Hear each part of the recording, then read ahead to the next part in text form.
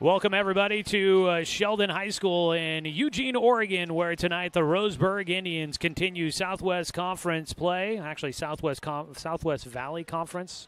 Special District 1 play continues here tonight as the Roseburg Indians take on the Sheldon Irish. Welcome in, everybody. It's high school football for you tonight here on The Score. We are on 1490 AM tonight and not on the FM side of the dial as we've got Oregon State football going on over there. We'll be keeping tabs on the Beavers throughout tonight's broadcast, but you can also watch tonight's game streaming with video online at 541radio.com and on our YouTube channel. Search 1490 The Score. And you can find our channel there. The video stream is brought to you by the Cow Creek Tribe. Roseburg coming in at 1-3 on the season, 0-2 in conference play. Roseburg will take on the Sheldon Irish, who are 2-2 overall. They are 2-0 in league play so far this season. We'll break down more of the matchup. We got a chance to hear there from head coach Josh Line in the Friday night pregame show. It was good to hear from him and find out more about his program. Sheldon, obviously, always a tough competitor and a team that provides a lot of challenges for everybody that they end up facing. They played in the state championship game a year ago, but graduated a lot of talent from last season. So we'll see how that works out tonight for the Sheldon Irish against the Roseburg Indians. Roseburg looking to snap a 3-game losing streak, and we'll see what they've got in store for us here this evening. Speaking of that, we'll get a chance to catch up with head coach Dave Heiberger here in just a few moments. So thanks for tuning in for tonight's broadcast of Roseburg football. It's great to have you with us. It's an overcast night here in Sheldon. The temperatures are definitely dropping, but as it stands right now, it's been dry ever since I've gotten here, so it looks like we should be in for a typical fall night here in the Willamette Valley. We'll have more on the matchup as we count down to kickoff. Don't go anywhere. Your Roseburg Disposal pregame show will continue here in a moment. Roseburg Disposal, let them make the run of the dump for you. Give them a call at 673-7122. We'll take the 2-minute break, and when we come back, we hear from head coach Dave Heiberger as we get ready for kickoff. Roseburg and Sheldon coming at you tonight on 541radio.com and here on The Score, 1490 AM.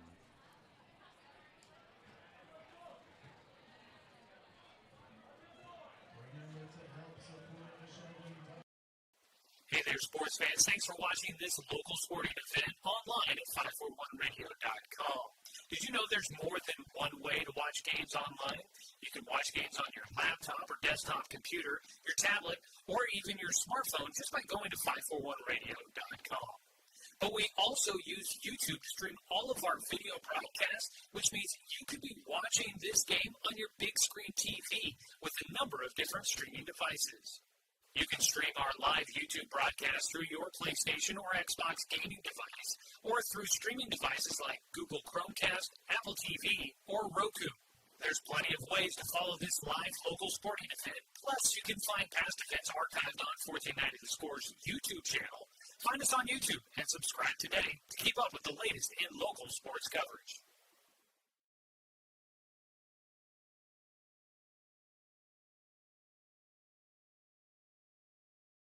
Whether it's across town or across the state, moving is always a chore. So let BTB Moving help with your next move. BTB Moving is a labor-only company offering statewide services such as packing and unpacking, loading and unloading, piano moving, cleaning services, and 24-hour emergency services. BTB Moving is an affordable, veteran-owned company here to help with your next move. Call 541-315-0122 or find BTB Moving on Facebook. That's BTB Moving for all your moving needs.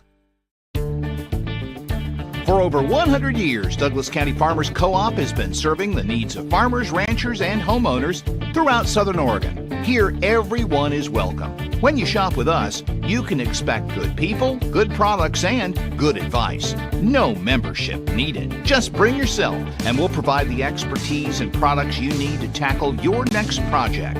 Douglas County Farmers Co-op, where everyone is welcome to shop.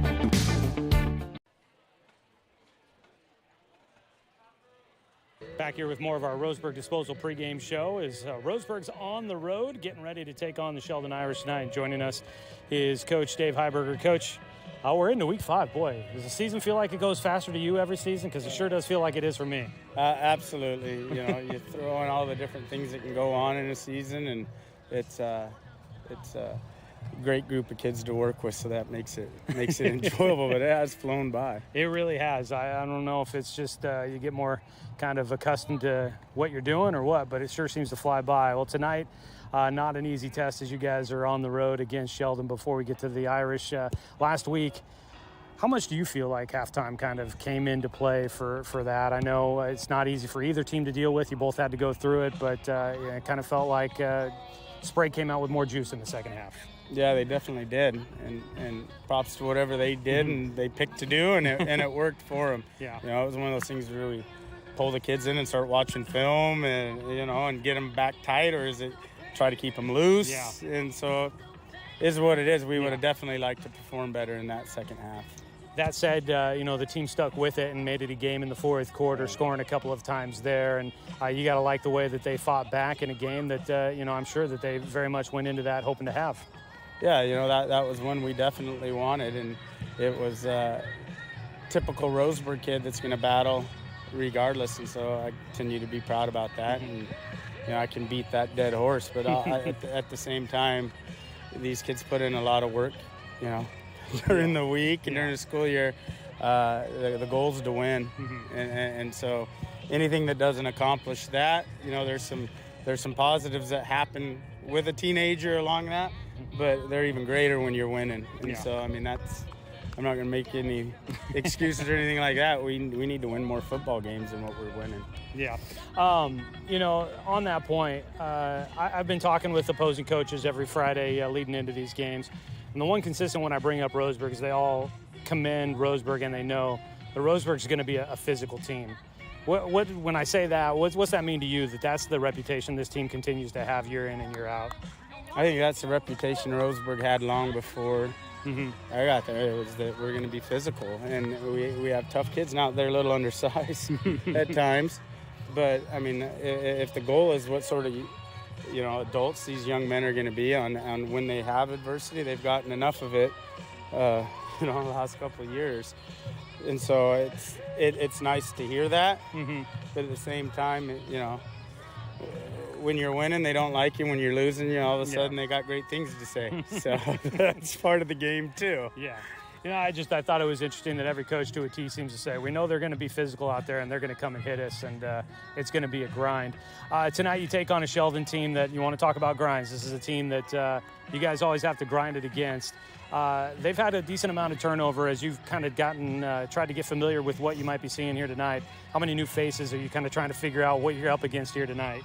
Well, they told me they got 4 or 5 guys that were out last week, and so that's a little bit concerning because the group I saw on the field last week, obviously there's a reason why Sheldon plays the schedule that they do and the teams that they do, and a well-oiled machine. Well, we look forward to it tonight. Kind of keys for you tonight. What's the thing that you're preaching to this team to try and be able to go out there, be competitive, and hopefully go home with a win? Yeah, we're specifically looking for certain things that we want that we think we need for the second stretch of the season coming up here. Our kids look at that Sprague and they say, well, that Sprague's one we let slip away, and they kids do that comparable game, but then they see South Eugene and Sprague was a pretty close game, and just the things that teenagers look at in TikTok or wherever they get their information nowadays. I'm not sure when the last time Bill Clinton was in Roseburg. I think Coach Charles said 2008, something like that. All right, we'll wrap it up with Coach Heiberger here as we get ready for kickoff tonight, Roseburg and Sheldon. Coach, thanks for the time. Thank you. We'll be back with more of your Roseburg Disposal pregame show here on 541radio.com and on the Score, 92.3 FM and 1490 AM.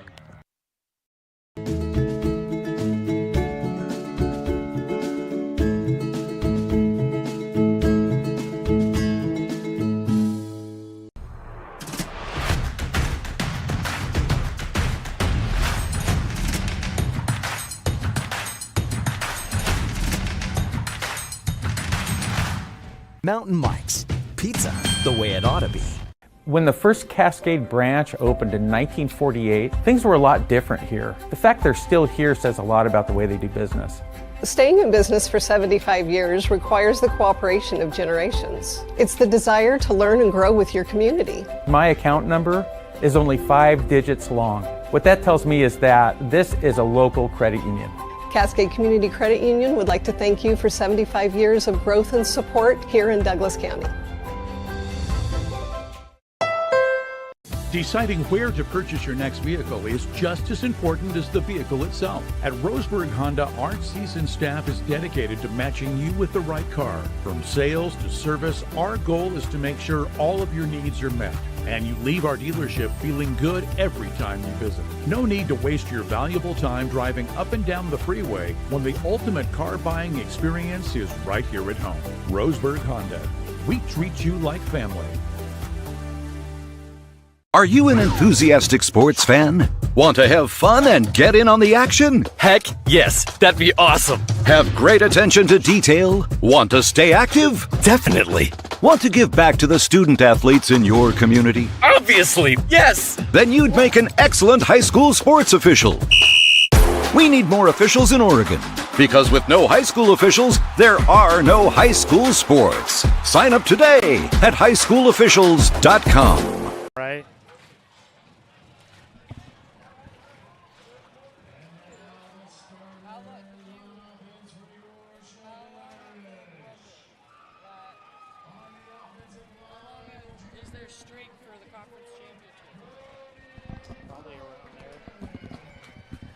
Back here at Sheldon High School in Eugene, where Roseburg's getting ready to take on the Sheldon Irish. It's your Roseburg Disposal pregame show. You can let them make the run to the dump for you. That's Roseburg Disposal. Give them a call at 673-7122. Well, tonight, Roseburg will try to end a lengthy streak against Sheldon. The Irish have won 15 straight.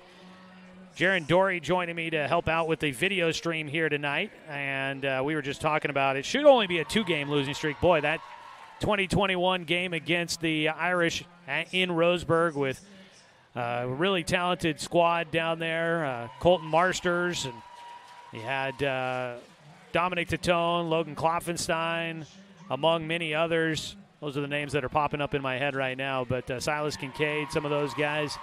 That was a talented group there, and boy, that team, Caden Eckel was a part of that as well, and that team was so close to ending this losing streak against the Irish. Unfortunately, things didn't come out the way that we wanted to in that one that night. But looking at where these two teams have been, Roseburg coming off of a 40-36 loss against Sprague last week. Tough one there. We talked about it with Coach Heiberger at halftime. We had an hour-plus delay, and in the third quarter, Sprague would rally back, scoring 20 straight points. They led 40-24. Roseburg would score 2 TDs in the final 7.5 minutes of that game, but they were unable to convert the 2-point conversions, and they were unable to recover some onside kicks, and their comeback rally fell just a little bit short. A 29-yard field goal attempt was missed in that second half as well that might have helped Roseburg on the comeback trail. On the other side, for Sheldon, they're coming off of a 49-6 win over McNary in their last game. They led by that score at halftime, and neither team scoring in the second half with a running clock going. Sheldon in that one amassed 404 total yards of offense, and they had a couple of takeaways in that game, including a defensive touchdown on an interception. Roseburg is 1-3 on this season, ranked number 37 in the OSAA Power Rankings. And for Sheldon, they come in at 2-2, ranked number 22 in the Power Rankings. Sheldon losing against a team from Hawaii that has so far gone 5-1 on the year, and losing against the reigning state champions West Lynn. In those first 2 games of the season, Sheldon managed just 3 points in both of them. It was kind of a tough start, but they've gotten the ball rolling as they scored 6 points in their first 2 weeks. They've scored 99 points in their last 2 weeks. So there you go. We'll see what Sheldon has in store for us here tonight. We'll go ahead and take our final 2-minute timeout and get ready for kickoff. The captains are coming out here in just a moment and getting ready to kick this one off. So we'll take a 2-minute timeout as we wrap up the Roseburg Disposal pregame show. And when we come back, it's time to get this one underway. It's a Friday night in Eugene. Roseburg and Sheldon about to kick off here on 541radio.com and on The Score. 1490 AM.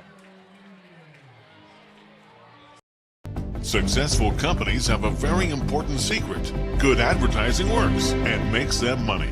That's why your business should contact Lotus Media Group. Let us help you cash in with multimedia advertising. Multiple touches from Douglas County's only Google certified partner and most effective advertising platform. web, broadcast, print. Make it happen. Lotus Media Group, LLC.com. To us, pizza the way it ought to be isn't just our slogan. It's our promise and our passion to give you the best dining experience and the best tasting pizza you expect. For over 40 years, we've been making pizza the way it ought to be. Handmade with the freshest and finest ingredients. Our dough is made fresh daily, and we use 100% whole milk mozzarella cheese and toppings edge to edge. There's pizza, and then there's Mountain Mike's Pizza. Pizza the way it ought to be. Looking for more local sports coverage? CBS Sports Radio 1490 The Score has you covered. Check out our homepage at 541radio.com for sports stories, scores, and podcasts. And follow us on social media. 1490 The Score is on Twitter, Facebook, and Instagram. And take the station with you wherever you go with the 541 Radio app. Download the app in your smartphone's app store and get access to a live stream of the station, sports stories, podcasts, and easy messaging with the station and others. Thanks for tuning in to today's broadcast of Roseburg High School Sports on The Score. This broadcast is presented by Flyaway Travel, Fisher's Hearth and Home, Cascade Community Credit Union, Roseburg Honda, BTB Moving, Susan Gregg Allstate Insurance, and also by Dr. Ullenson Randall, DC Farmers Co-op, Mountain Mike's Pizza, Roseburg Disposal, Tim's Appliance and Mattress, Abby's Pizza, and Chuck Swarman Family Auto Repair.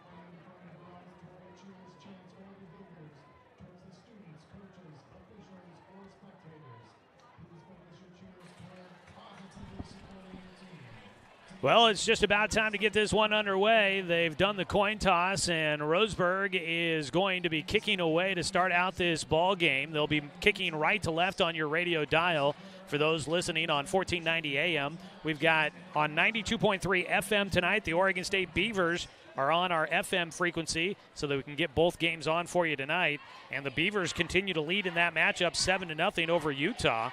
Sorry I didn't give you a spoiler alert warning there if you're trying to hide from the score and watch it later. Sorry I ruined things there. I'll try to give you a heads up next time that we go for the score update. I don't know if people do that anymore. They're in the early going of the second quarter with the Beavers on top of the Utes. Jacob Michael will kick it away. Roseburg wearing their white uniforms tonight, white tops, white trousers, numbers in black on the front and the back, outlined in orange. On the other side, it's the black tops with the white numbers on the back for the Irish, white pants, and the white helmets for Sheldon. Jacob Michael, the right-footed kicker, is getting ready to boot this one away, and we are about to get this started. The kickoff away. It's going to be a short one, picked up at the 30 by the return man for Sheldon, and he is cut down before he gets to the 40-yard line, and that is where we will get this one started here tonight. First down from the Sheldon 38 for the Irish. Colby Perosa, the senior quarterback, 6'4", 185 pounds. He is completing 63% of his passes. He's got 3 touchdowns, no interceptions so far this year. He's run for 156 yards and 3 scores as well. He sets up in shotgun, empty backfield with a target to either side, 2 targets to either side for him, as he gets first down and 10. We'll pass out into the flats to Mana Tuioti, and he is going to make everyone miss. Gets behind the defense, and he is going to break this one. First play, going to go for a score. Touchdown, Sheldon. A 62-yard touchdown pass, and the Sheldon Irish take the early lead on the very first play from scrimmage. Definitely not the way you wanted to start this one off. Colby Perosa finding Mana Tuioti. I'll try and get that name right there and get that fluid. He gets a 62-yard touchdown grab. And now out for the PAT, Rocco Graziano, an all-league kicker last year for the Irish. The right-footed kicker, his boot, no good. A line drive kick might have been hit at the line by Roseburg. And so the kick, no good, but a 62-yard touchdown run. And we are all of 21 seconds into this ball game, and it is 6-0 Sheldon on top. Well, welcome to the ball game, everybody. We're going to keep it right here. An early start there for the Irish. 11:39 to go in the first quarter, and already one score on the board. So, Roseburg they thought the defense might be out there for a little bit. Instead, now they'll get the offense out there pretty quick. As Sheldon will be kicking this one away. The Irish will kick it left to right. And it'll be Graziano, I believe, out there to put this one through, put this one in the air. Nope. It's going to be Sam Klein to do the kickoff duty. Deep to return for Roseburg. You've got Caden Eckel out there in the middle. On the far side, Brody Robinson. On the near side, Brogan Rackley. Rackley gets it at the 8-yard line. He'll cut up the near hash. At the 25-yard line, slips through some tackles to the near sideline across the 25 as he takes it out to about the 26-yard line. And Roseburg will start with the football for their first offensive possession of the night. And leading Roseburg out. We've seen a two-quarterback system for this team this year. Junior Owen Bentia will lead him out here. Sophomore Corey Kimball has gotten time more and more over the last couple of weeks. Bentia, though, breaks the huddle as he'll set up in the pistol with Caden Eckel, the senior running back, a yard and a half behind him. He moves Robinson in motion. They'll hand it off going right side, run the option, pitch it late to Robinson on the far side of the field. He stretches it. He's got a first down. He's got the sideline, and he's just tripped up as he crossed the 50. And Roseburg responds to Sheldon's big first play by breaking one loose for a big first play of their own. A run by Brody Robinson takes him all the way to the 50, and it's a 24-yard pickup on the first play of the game for Roseburg. Robinson coming in. He had run only 6 times for 39 yards, but he picks up 24 there. 1st and 10 from the 50. It's a late handoff to Eckel, kind of delayed on the decision-making by Bentia, but he will give it away, and Eckel crosses the 50 and picks up about a yard and a half as he goes to the 49-yard line on Sheldon's half of the field. First carry of the night for the senior, Caden Eckel. He's closing in on 2,000 career yards. He needs 241 the rest of this season to be able to get to that mark. 10:50 and counting here in the first quarter. 6-0 Sheldon. Quick pass, and he found his man, does Bentia on a quick strike. The slant route sitting in the middle. That's Caden Austin, who has been so dangerous in the passing game for Roseburg. And he sets him up on 3rd down and short as he goes to the 41-yard line, picking up 8 on the first completion of the night for Owen Bentia. 3rd down and a yard for Roseburg. Trips to the left side of the formation. Eckel in the backfield just behind Bentia. You've got Stedman, Rackley, and Austin to the left side with the ball on the right hash mark. They do have a play clock here down to 8 seconds as Eckel will shift to the right of Bentia.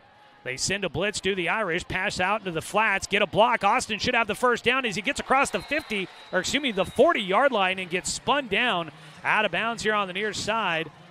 They take it to the 37-yard line, a pickup of 4 on the pass play, and Austin able to move the chains with his second catch of the night.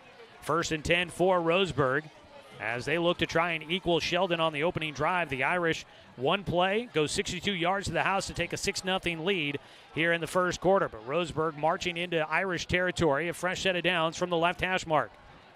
Stedman and Robinson to the left side of the line. We'll get you a run through the offensive line for Roseburg tonight. They do have a new man in the mix up there with A.J. Baker out tonight. Handed off to Eckel. He makes a few men miss, weaves his way back to the middle of the line, and he nearly squirted through, but he gets cut down at the 35-yard line as he picks up 2 on first down. Tough going through the middle of that defensive front for Sheldon.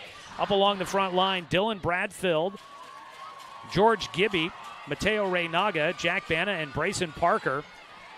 George Gibby filling in for A.J. Baker, out with a foot injury this week. He is hopeful that he'll be able to come back next week for the Indians.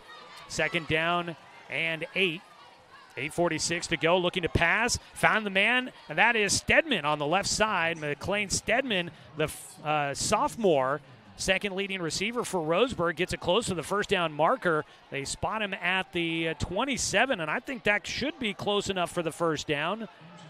Oh, they're going to say third and short after a pickup of 8 through the air. Stedman's first catch, and this is seriously about as close as you could get to a first down without being a fresh set of downs. Sheldon, a 4-man front. Roseburg gives it up the middle, and Eckel moves the chains. He'll get enough for the first down yardage. Just enough across the line to gain and a hair more as he puts it down to the 26-yard line, picks up 1. It's been short yardage for Eckel so far, but he's been picking up the needed yardage when it's been there. Caden Eckel, senior, second-team all-conference selection last year as a junior.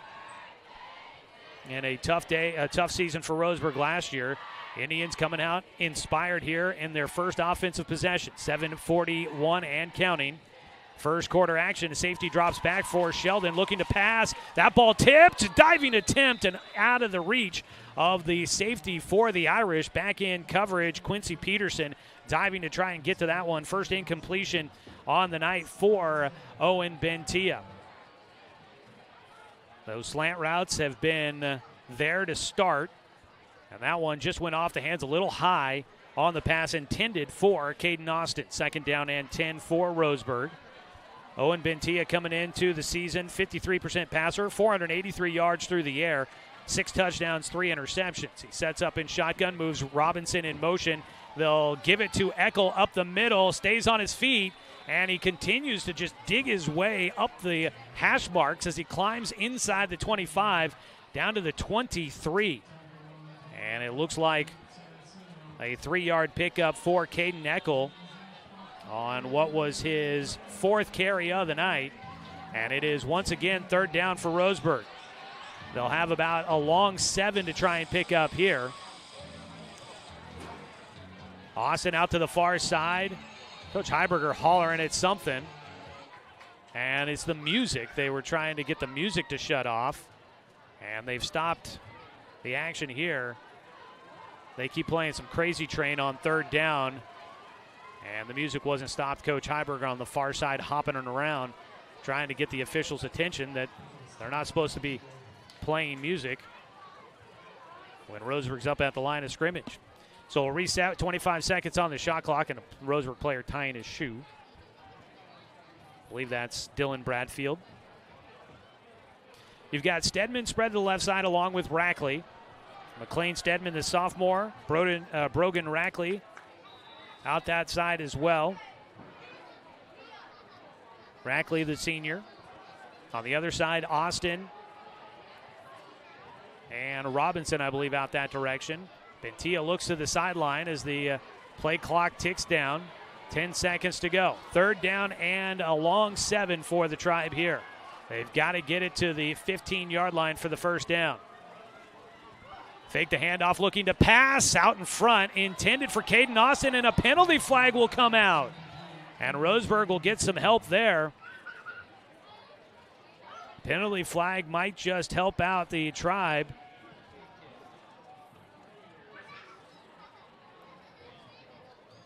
We'll see. I got to think this might be in the area of some sort of pass interference. They will call pass interference against Sheldon. That'll help Roseburg move the ball closer to the end zone, and they'll get a fresh set of downs here. They spot the football.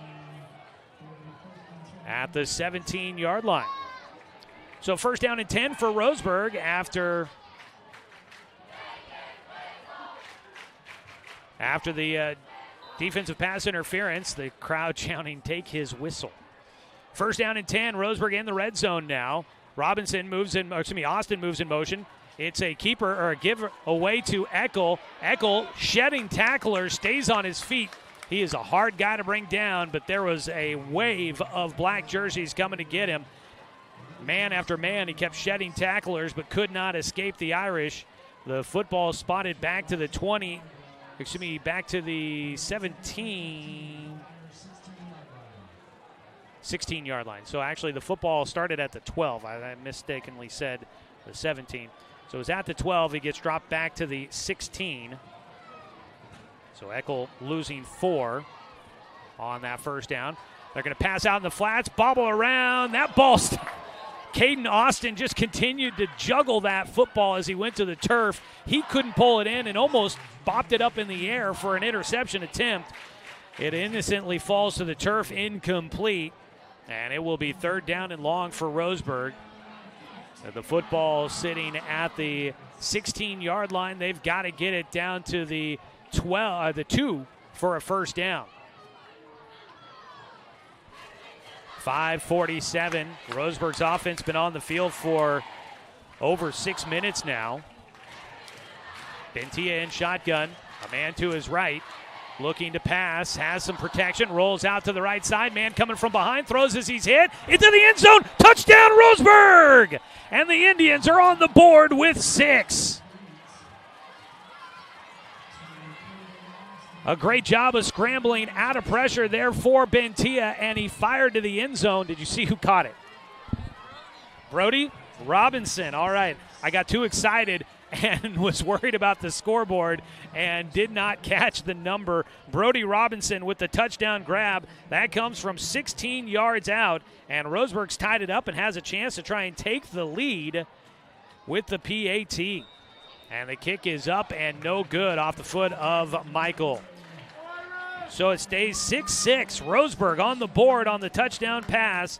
Owen Bentia finds Brody Robinson, and we are tied at 6. Let's take a 30-second timeout on 541radio.com and on the Score, 92.3 FM and 1490 AM. For tuning in to today's broadcast of Roseburg High School sports on the Score. This broadcast is presented by Flyaway Travel, Fisher's Hearth and Home, Cascade Community Credit Union, Roseburg Honda, BTB Moving, Susan Gregg Allstate Insurance, and also by Dr. Ullenson Randall, DC Farmers Co-op, Mountain Mike's Pizza, Roseburg Disposal, Tim's Appliance and Mattress, Abby's Pizza, and Chuck Swarman Family Auto Repair.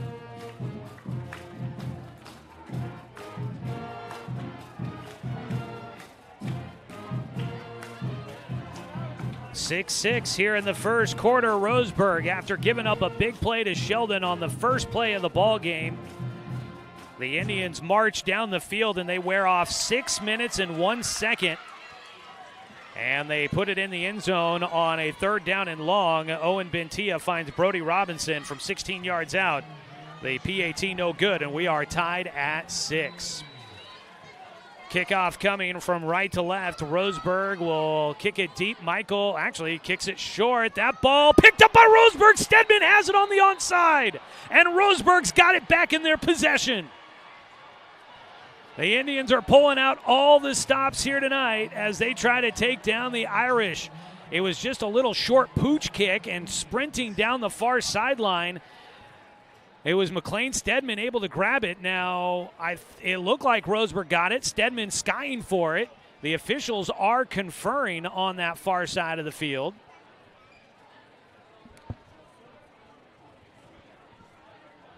There's a penalty flag out. The white cap.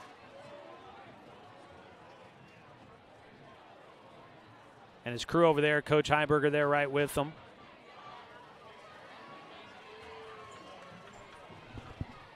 Wait to hear what the call might be here. They're going to call a penalty against Roseburg. And it'll be Sheldon football. despite what looked like an onside kick recovered by the Tribe. So it'll be the Irish with the ball in their hands with 5:38 to go. And Sheldon will start with the football. With the penalty, they get great field position. They'll start at the Roseburg 44.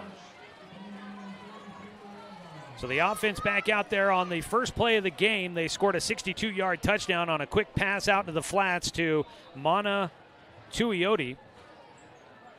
The junior running back will start in the backfield this time behind quarterback Colby Perosa. He'll turn and hand it off. Tuioti stretching to the near side, finds a seam, weaves his way upfield, tackled from behind by Bradfield. And it's a big carry on first down for 9 yards down to the 35-yard line. They are on Roseburg's half of the field. Tuioti coming in, 204 yards on the ground on 27 carries, 3 rushing touchdowns. Now make it, he did have a receiving touchdown to start things out here tonight. 5:07 and counting here in this first quarter, tied at 6. Roseburg with a 3-man front. Nick Parrish up on the left side from the linebacker position. Trips to the left side for the Irish. Perosa waits and fakes the handoff. He's going to keep it himself, runs left side, has the first down, but he gets punished.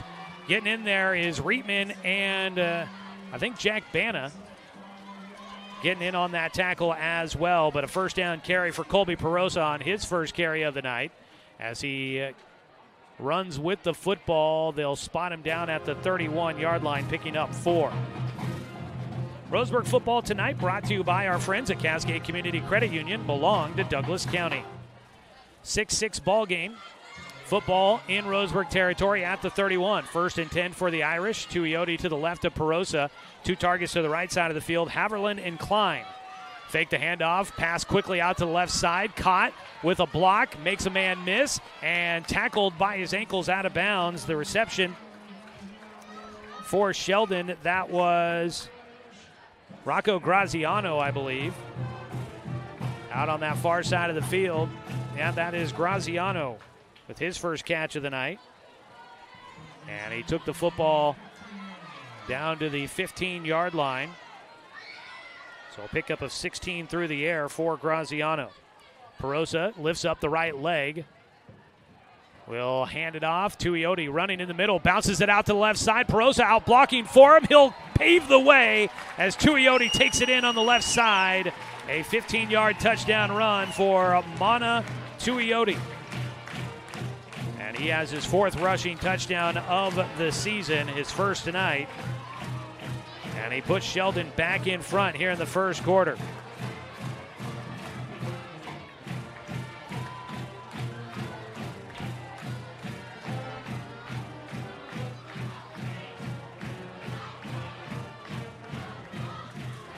PAT attempt coming here from the Irish. Graziano, the right-footed kicker.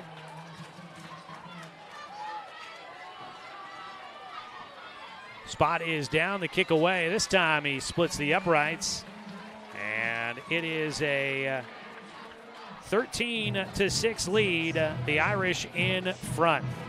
4:03 to go here in the first quarter. Roseburg will be getting the ball back, looking to try and answer once again. Let's take a 30-second timeout on 541radio.com and on the Score, 92.3 FM and 1490 AM.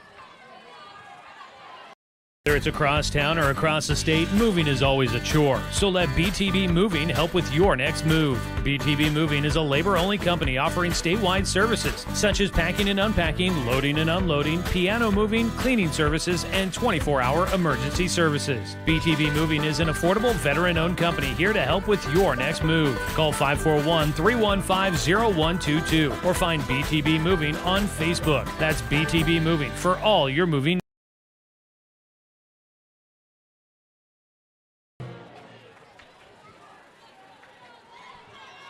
A minute 35 off the clock for the Irish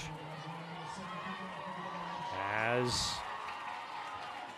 they will kick it away from right to left, and it'll be taken inside the around the 5, losing his footing.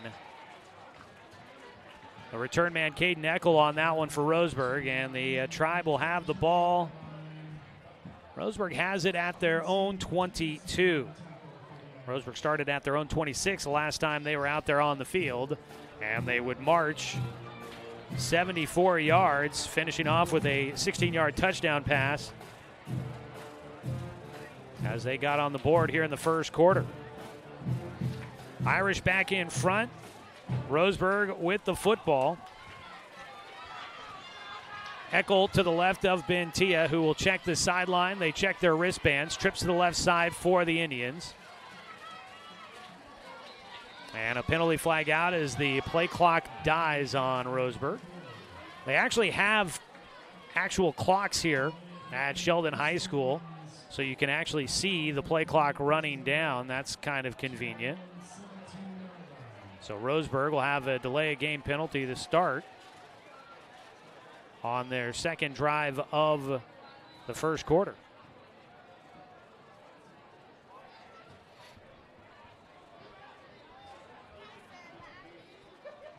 Second penalty on Roseburg for the night. The football will be moved back to the 17-yard line. Going on a pass, that one. And there comes the flag. It was Caden Austin. They were trying to run, I think, a little in route, post route up the seam on the near side, and the defender just basically stood right in his way and blocked him. The penalty flag came out late from the back judge. So we'll wait to see what the penalty is, but I'm guessing pass interference here, and that is the call. So the Indians will get some penalty yardage back as Sheldon commits that. And they move the football out to the 32-yard line. First down and 10 from the 32 for Roseburg. 3:55 here in the first quarter, trailing 13-6 against the Irish. Man in motion from left to right. Bad snap, ball on the ground. Sheldon looks like they've got it, and it is. The Irish come up with it on a bad snap. Brody Thomas, the junior, will recover the fumble. And Roseburg will have the first turnover of the night. And the Irish will have it in Roseburg territory, 3:51 to go. And if you're going to beat the Irish, you can't have plays like that. You got to play clean football. They recover the football at the Roseburg 26-yard line. The offense back out there for Sheldon. In shotgun, fake the handoff, play action to the right. A pass out into the flats, caught, and it's Will Haverland that will make the catch and gets forced out of bounds as he picks up close to first down yardage. Just the third pass attempt tonight for Colby Perosa, who has taken over for Brock Thomas. He was the stud quarterback for a couple of different years for the Sheldon Irish and is now on the roster for the Oregon Ducks. One of many Sheldon Irish for the Ducks. Down to the 16-yard line on that pass play, a pickup of 10 to Haverland. Pistol formation, and Perosa turns and hands it off to Tuioti, who gets stuck by his 1 foot, then gets crunched. Kind of a dangerous way to go down with a man hanging on to one leg, but Tuioti bounces up quick. He's the younger brother of another current Oregon Duck. That is Tatum Tuioti, who has been playing as a true freshman on the defensive line for the Oregon Ducks and been making an impact. Had a sack against Colorado last week. There was no gain on the play. Back to the 16 for Tuioti. Sheldon looks to the line, back to the sideline for a call as they've got second down and 10. Clock ticking, 3:09 here in the first. They lead 13-6, trying to add and capitalize on the fumble recovery. Perosa looking to pass, has a quick slant route in and out of the hands of the intended receiver. Cutting on the inside, that is Carrot Cato, the junior. That goes in and out of his hands. First incompletion of the night for Colby Perosa.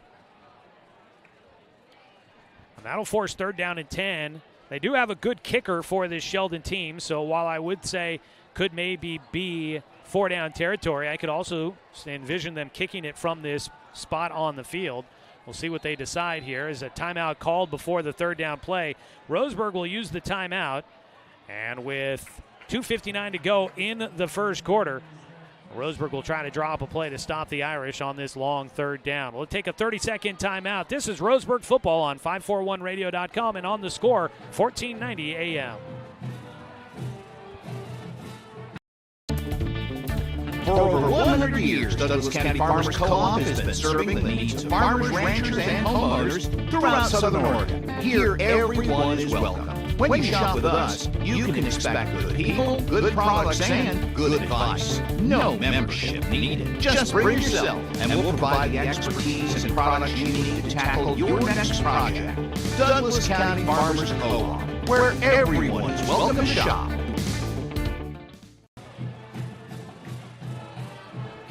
Roseburg football on the score, brought to you by DC Farmers Co-op, where everyone is welcome to shop. And by our friends at Dr. Lance and Randall, Family and Cosmetic Dentistry. Visit drrandall.com or call them at 541-378-6694. Third down and long. Roseburg out of the timeout, trying to draw up a play to stop this one. See if they can force a fourth down decision for the Irish. Sheldon comes out in the pistol formation. One target to the right side, two to the left side. Play action. They're going to try to get it to Tuioti in the flats. The ball tipped up, and he is tackled immediately. Roseburg's going to come up with a tackle for loss, but a penalty flag is out. It's in the area of possibly holding. But Roseburg, Tuioti made that catch. They got in there. I think it was Bradfield that might have gotten a hand up in the passing lane to knock that one in the air. Tuioti still made the catch but got tackled in the backfield. It is a holding call. The penalty is declined, and so it'll be fourth down and long for the Irish. The football back to the 18-yard line, a loss of 2 on the pass completion.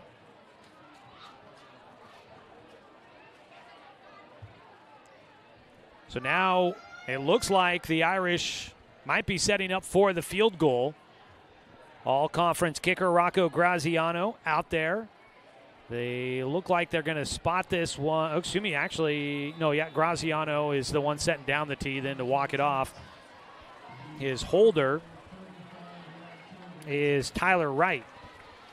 They have the tee at the 25, so a 35-yard attempt here for Graziano. Spot down, the kick away, and it's good. Rocco Graziano kicks it from 35 yards out. And with that, Sheldon will stretch its lead to 16-6 here in the first quarter. 2:32 to go before the second period. And we've had a lot of offense here to start this one out. Roseburg with one turnover so far, but we've had a score on every drive other than that in this ball game. But the Indians defense comes up and they hold the Irish to just a field goal. 2:32 to go. Oregon State football is on our FM frequency, 92.3 FM. And the Beavers taking on the Utah Utes in a top 25 showdown. I'm going to give the halftime score, so if you're holding off to watch this one later, turn down your radio or however you're watching here for just a second. Okay, we're going. 7-0 at halftime, Beavers in front of Utah.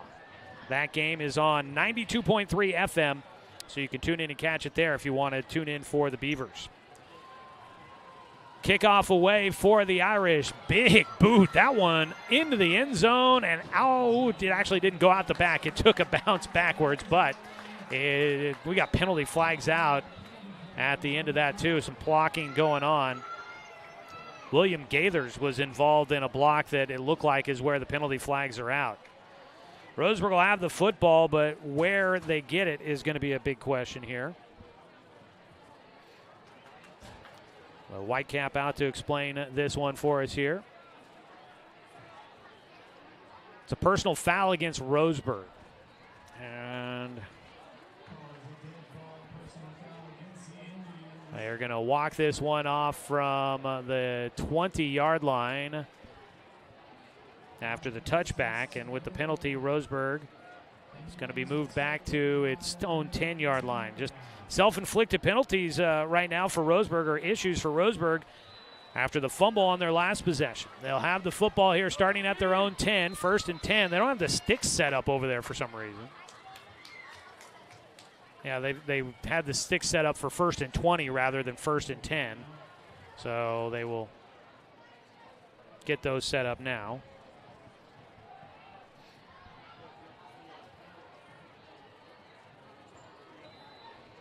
First down and 10. Roseburg with 2 backs in the backfield now. It'll be a handoff. It's Maverick Akers getting his first carry of the night. Akers, the sophomore, saw time as the starter early on in the season. Caden Eckel last week got his first start and has been seeing more of the carries, but Akers gets in this time. He carries, though, just for 2 yards out to the 12-yard line. We'll send Caden Austin to the sideline. Seems like a guy you wouldn't want to take off the field, but they draw up a play here with 2 backs, half a yard behind Owen Bentia in shotgun. They bracket him 1 on either side, a new formation for the Tribe. Looking to pass, Bentia going 1-on-1 down the far sideline. That ball brought in by Dane St. Clair. First down, Roseburg on a huge pass, 1-on-1, and St. Clair wins the battle on the far sideline.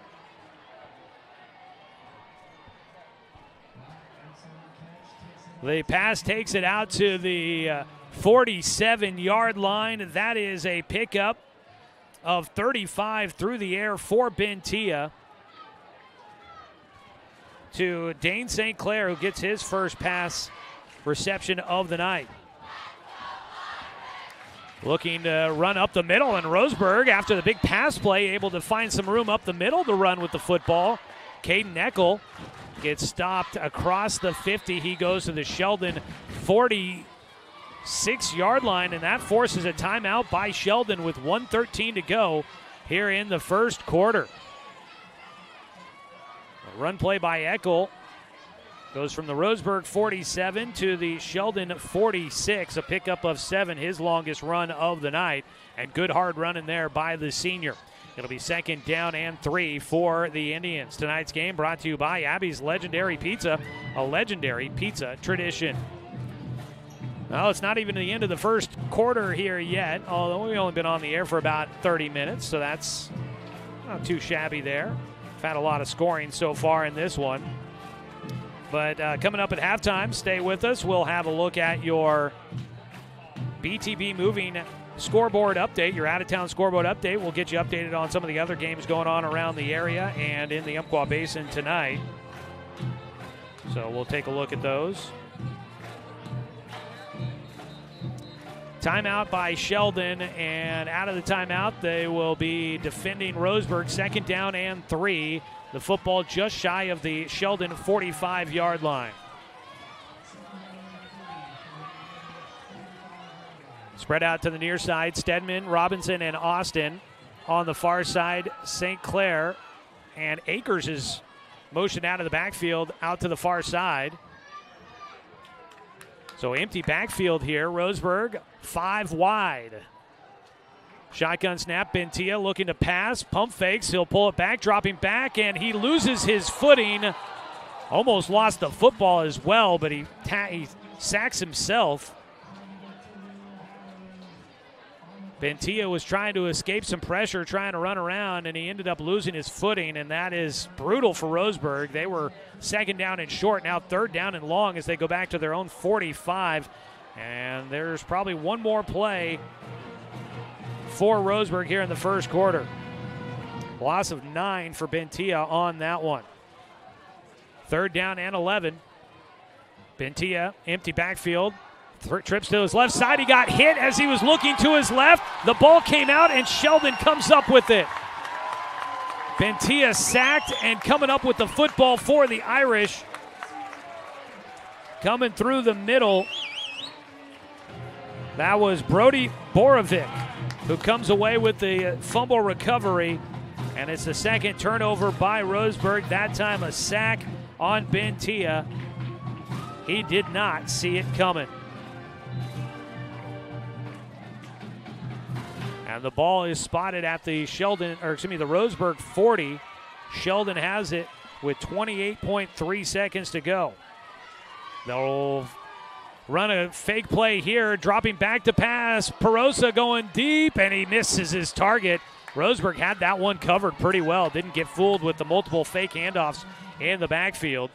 And it'll stop the clock with 20.3 seconds to go.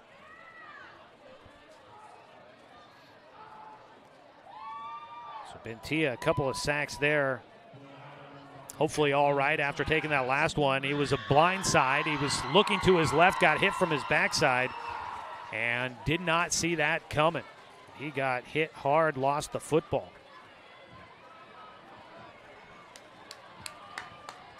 Second down after the incompletion. Perosa in shotgun with trips to his right. He's got Tuioti to his left. Calls for the snap. Blitz coming, and Nick Parrish gets into the backfield and wraps up Tuioti, brings him down where he received the football, and that might end the first quarter on a tackle for loss by Nick Parrish.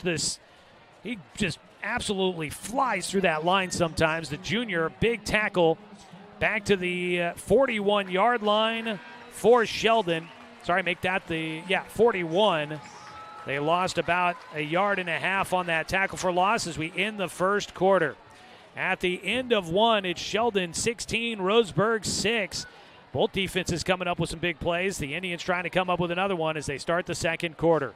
We'll come back after a 1-minute break, 1 minute timeout here on 541radio.com and on The Score, 1490 AM. Whether it's across town or across the state, moving is always a chore. So let BTB Moving help with your next move. BTB Moving is a labor-only company offering statewide services such as packing and unpacking, loading and unloading, piano moving, cleaning services, and 24-hour emergency services. BTB Moving is an affordable, veteran-owned company here to help with your next move. Call 541-315-0122 or find BTB Moving on Facebook. That's BTB Moving for all your moving needs. At Douglas County Farmers Co-op, we want your four-legged friends to be healthy and happy. That's why we stock a carefully curated selection of pet, equine, and livestock supplies. From the premium foods your pets crave to grooming and show supplies that help you shine in the show ring, you'll find it at Douglas County Farmers Co-op. Our knowledgeable staff are here to help with those tough pet and livestock care questions. Stop by or shop at DouglasCountyFarmersCoop.com.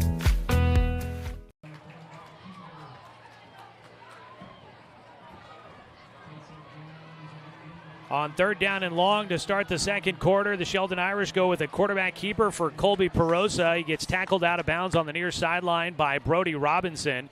After he picks it up down to the 36-yard line, he picks up 5, and it makes it fourth down and about 7 to go here for the Irish. A chance on a turnover on downs to start this second quarter for the Roseburg defense. Roseburg with the four-man front. In shotgun is Perosa. He's got Tuioti to his left. Roseburg sends some pressure off the right side. Quick pass on the near side to Graziano. Catch, stiff arm. He can't fully escape, but he's got enough to convert on fourth down. Teams have done well against Roseburg on fourth down, and the Irish able to move the chains down to the 25-yard line. That pass completion goes for 11 on 4th and 7. Graziano with his second catch of the night. Our score 16-6 here in the second quarter. Sheldon trying to add to it, capitalize on another Roseburg turnover. They fumbled twice, last one on a sack. Handed off to Tuioti. He runs up the left side of the offensive line. A sidestep, another one, tackled from behind. He spins down to the 2-yard line, and he almost finds the end zone, but they'll put him down at the 1.5. And it'll be first and goal for the Irish down to the 1 after a 24-yard run. They go quickly to the line. Tuioti to the left of Perosa, who takes it on the shotgun snap, and he will take it in for the touchdown. The Irish extend their lead at 22-6 on a 1-yard touchdown run by Colby Perosa.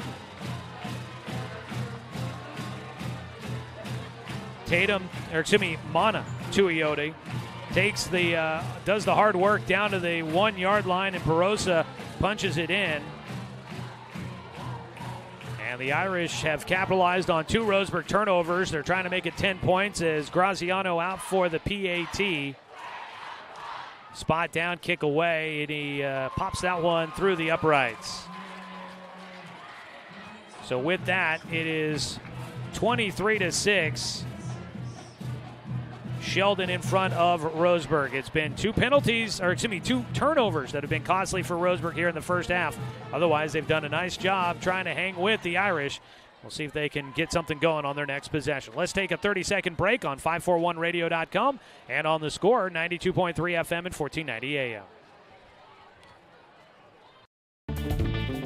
For over 100 years, Douglas County Farmers Co-op has been serving the needs of farmers, ranchers, and homeowners throughout Southern Oregon. Here, everyone is welcome. When you shop with us, you can expect good people, good products, and good advice. No membership needed. Just bring yourself, and we'll provide the expertise and products you need to tackle your next project. Douglas County Farmers Co-op, where everyone is welcome to shop.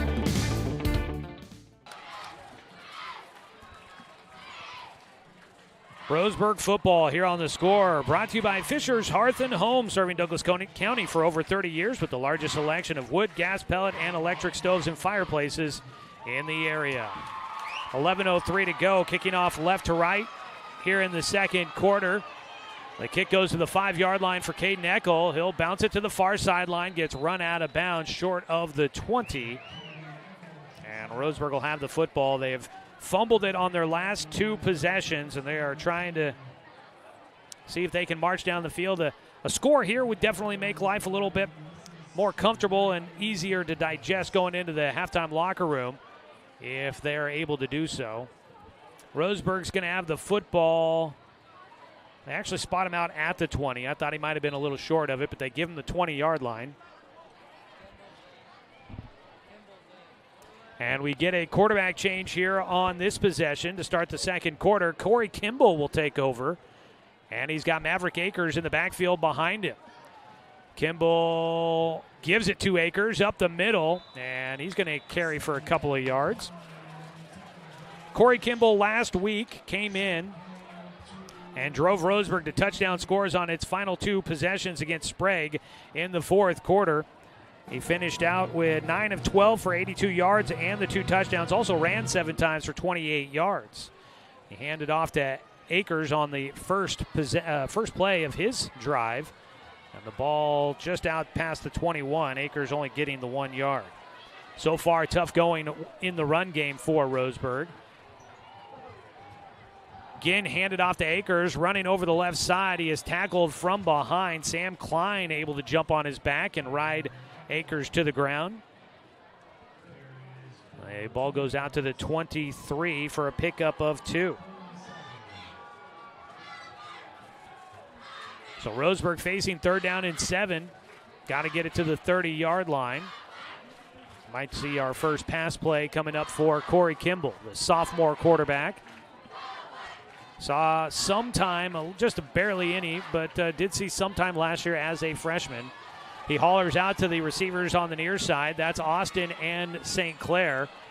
On the far side of the field, Robinson and Stedman. Stedman at the far side position. Looking to pass, looking to that left side, and it goes through the hands of Brody Robinson. Pass just a little behind him. Could not bring it in. The incompletion will force 3rd down and long, and it looks like Roseburg will send out the punt unit. Owen Bentia. Now, one thing to check. I know that they had been considering using 2 quarterbacks throughout some of these games here. And Bentia does look okay. I wanted to double check after that hard hit on the sack. Wanted to make sure he was all right. Punt away by Jacob Michael. He gets a boot on it. It goes all the way back to the 35. The return man to the far side, slowed down by Bradfield, stays on his feet. Quincy Peterson weaving through traffic, still on his feet as he went across the 50, twirled his way to the 45, and Quincy Peterson will take Sheldon into Roseburg territory at the 46-yard line. So the punt by Roseburg was a good punt, but it doesn't net very much for yardage after the big return by Quincy Peterson. Sets up the Irish at the Roseburg 46-yard line. 9:11 to go here in the first half. Colby Perosa and the Sheldon Irish offense back out on the field. Perosa, empty backfield. Trips to his left, twins to the right side, 5-man formation. Coach Heiberger on the far side, hollering at his defensive backs on the far side of the field from the Roseburg sideline. Dropping back, they look to maybe set up a screen, flushed out of the pocket. A penalty flag is out. Perosa will not make it back to the line of scrimmage. Roseburg sent the blitz. Nick Parrish forcing Perosa to the far side of the field and might have induced the hold on that pass attempt by the Irish. Perosa went out back at the 48-yard line. It would have been a loss of about 3 yards. Holding is the call, and it will be enforced. So the Irish moving back into Sheldon territory on the penalty. They'll go back to their own 44-yard line. 9:04 to go here in this first half of tonight's contest here from Eugene. So first down and long, 20 yards to go.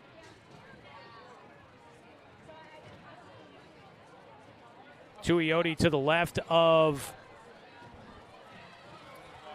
Perosa, and as I say that, he shifts around to the right side. Perosa gets it, fakes the handoff, rolls to his right, looks like a design keeper. Perosa, he weaves his way, and he won't quite make up all the penalty yardage. It'll be second down and long, but he does eat up a chunk of it on the carry. He gets it back into Roseburg territory on the first down run. And it will be out to the Roseburg 47.5. So that would be a pickup of 8 on that run for Perosa. He'll set up. They've got a man tight to the left side of the line as an H-back. Fake the handoff again, play action, rolling to his left. Perosa tries to square, will throw short, has a man there. Irvin tries to wrap him up and does. Byron Irvin will make the catch, or make the tackle after Haverland makes the catch and takes it to the 39. A pickup of 9 through the air.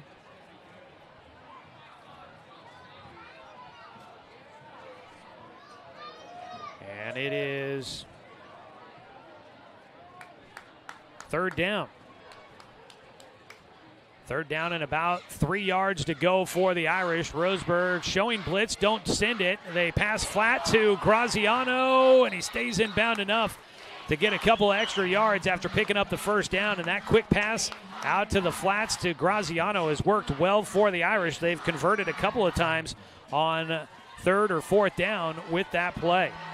And it takes it down to the Roseburg 28. And a pickup of 11 through the air.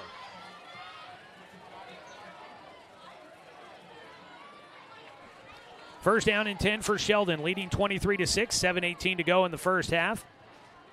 Perosa, low snap, pulls it in, fakes the handoff to Tuioti, gives it to the man on the end around. That will bring it to the near side, Brody Thomas. He hops over a defender as he gets tackled out of bounds here on the near sideline into the Sheldon sideline at the 16-yard line, moves the chains again on a 12-yard run.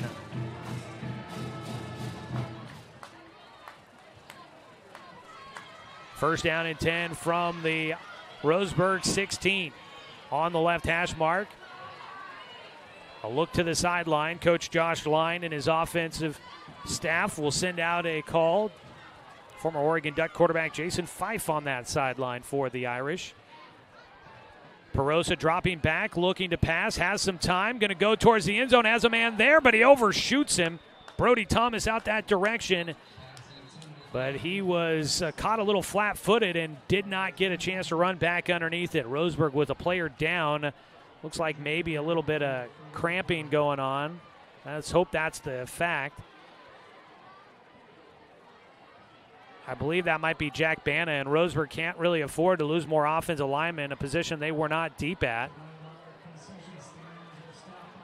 And I worry now that it's not just cramping. Let's go ahead and take a 30-second timeout. We will come back, and we'll get you more details on the injured Roseburg player after this 30-second timeout on 541radio.com and on The Score, 1490 AM. Deciding where to purchase your next vehicle is just as important as the vehicle itself. At Roseburg Honda, our seasoned staff is dedicated to matching you with the right car. From sales to service, our goal is to make sure all of your needs are met, and you leave our dealership feeling good every time you visit. No need to waste your valuable time driving up and down the freeway when the ultimate car buying experience is right here at home. Roseburg Honda. We treat you like family.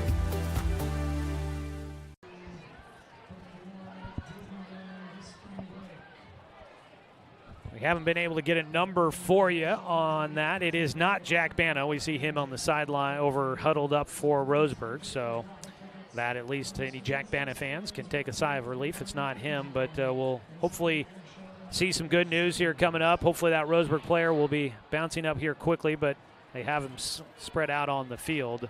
And we've got a bit of a lengthier timeout here for the injured player. 23-6 our score. Sheldon in front of Roseburg. 6:37 to go with time winding down here in the first half. It is Caden Luther who gets up. He'll put his arm around Coach Heiberger, and he's going to walk to the sideline, mostly under his own power here, but he's definitely walking a little gingerly.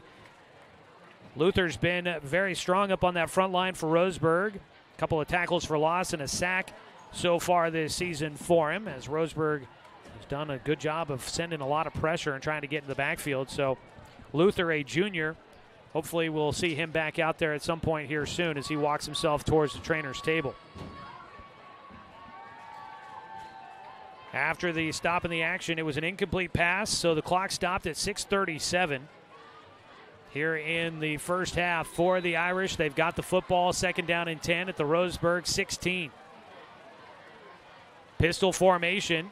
Tuioti gets it running left side, weaves around one man, got hit as he crosses the 15. And there to make the punishing tackle, the aforementioned Jack Bana. Glad that he's still in the game. He makes a big tackle on the run by Tuioti, who was up a little upright going through the line of scrimmage. He got inside the 15. They'll spot him at the 13. Beneficial spot there for Tuioti.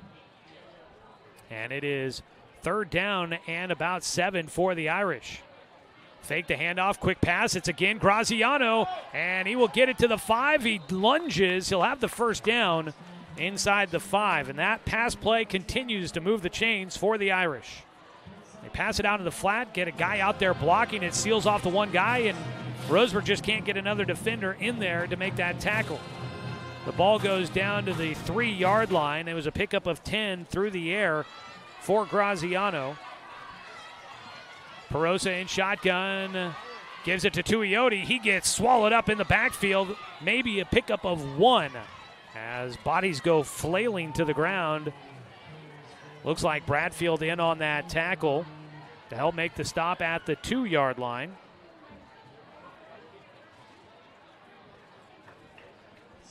It'll be 2nd and goal for Sheldon as Tuioti comes to the sideline.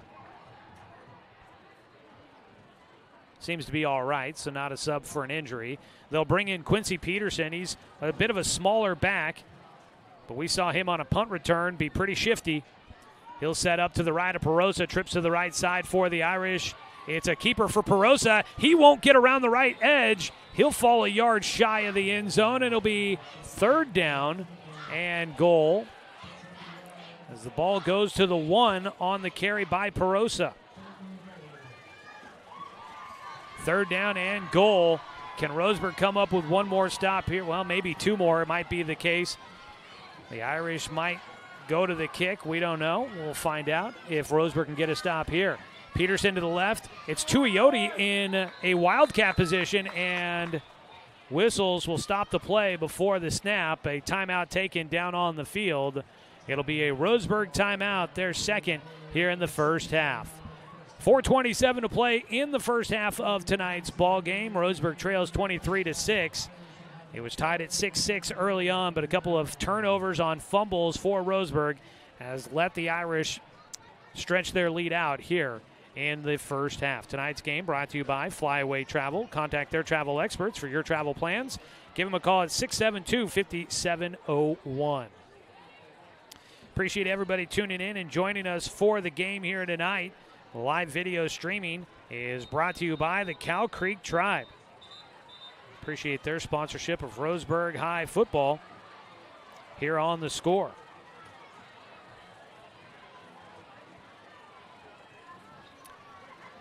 Out of the timeout by Roseburg. It'll be 3rd down and goal from the 1 for Sheldon. They had Mana Tuioti, Jr., 6 foot, 230 pounds, in as a wildcat position. They've got him out there again with Quincy Peterson to his left. I don't see Perosa on the field, so he must be on the sideline. They go straight wildcat here. Tuioti takes it, going to run up the middle, and he will have enough. Didn't need a lot. He gets into the end zone for another 6 for the Irish. So a touchdown run will make it 29-6. The Irish in front. PAT unit coming out here. Second touchdown run of the night for Mana Tuioti. The second touchdown run. He also has a receiving touchdown tonight, 3 total for him. Graziano with the PAT. The fumbled snap, rolling to the left, the throw to the end zone, picked off or knocked down. Either way, it's no good on the try. It'll stay 29-6. Sheldon in front, 4:24 to go in the first half. Let's take a 30-second break on 541radio.com and on The Score, 1490 AM. To us, pizza the way it ought to be isn't just our slogan. It's our promise and our passion to give you the best dining experience and the best tasting pizza you expect. For over 40 years, we've been making pizza the way it ought to be. Handmade with the freshest and finest ingredients. Our dough is made fresh daily, and we use 100% whole milk mozzarella cheese and toppings edge to edge. There's pizza, and then there's Mountain Mike's Pizza. Pizza the way it ought to be.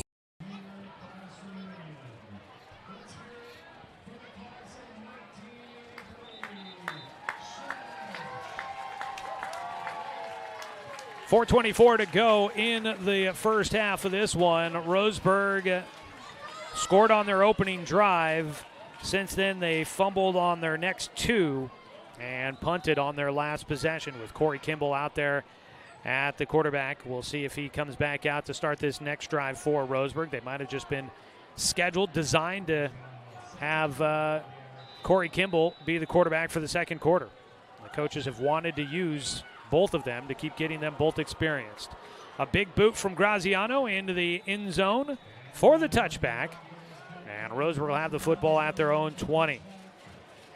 Roseburg will get the football to start the second half, so if they could put some points on the board here before the break, be a nice way to send them into the locker room.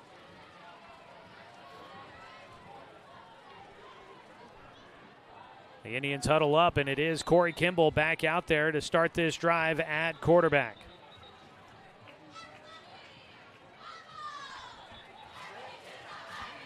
That's something to fire off to the sideline, I guess, for the official as we pause for a moment. So Caden Luther was that injured lineman on the defensive side that went down on that last drive. So Roseburg still has their starting 5 offensive linemen out there. There's a penalty. It was Dylan Bradfield that looked like moving early just by a hair on the left side of the line of scrimmage. And the penalty against Roseburg moves them back. Coming up at halftime, we'll have a look at your first half statistics.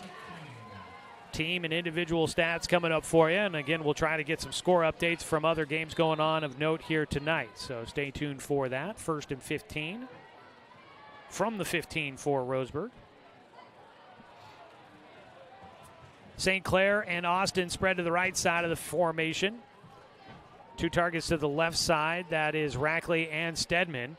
Kimball will move Austin in motion. High snap. Pulls it down. Looking to pass. And it was a bit too sharp on the throw there to McLean Stedman.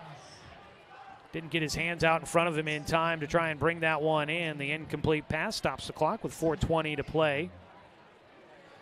Kimball, as mentioned last week, 9 for 12 through the air. So far starts out 0 for 2 this week. He is 17 for 23 on the season. Came in completing 74% of his passes. He'll break the huddle for Roseburg, facing 2nd down and 15. Ball in the middle of the field. Shotgun snap with Caden Eckel to his right. Pressure coming. They set it up. The screen to Austin. He makes the first man miss, gets to the far sideline, but won't pick up a whole lot. Things set up early. It was a nice gain, but not enough on 2nd down and 15. They get about the penalty yardage back. It'll be 3rd down and about 9.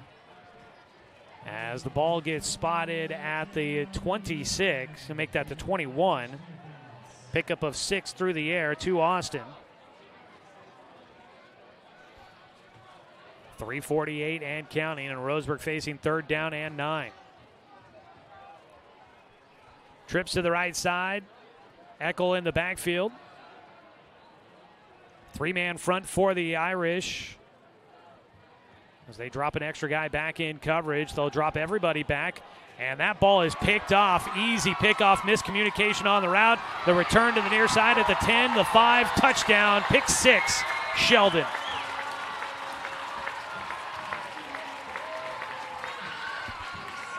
First interception thrown on the year by Corey Kimball.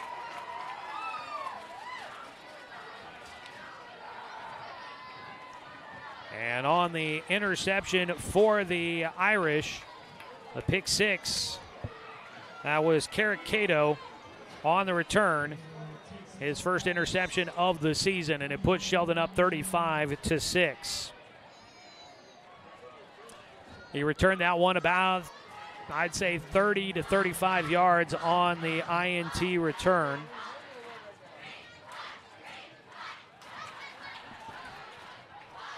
The PAT here for Graziano.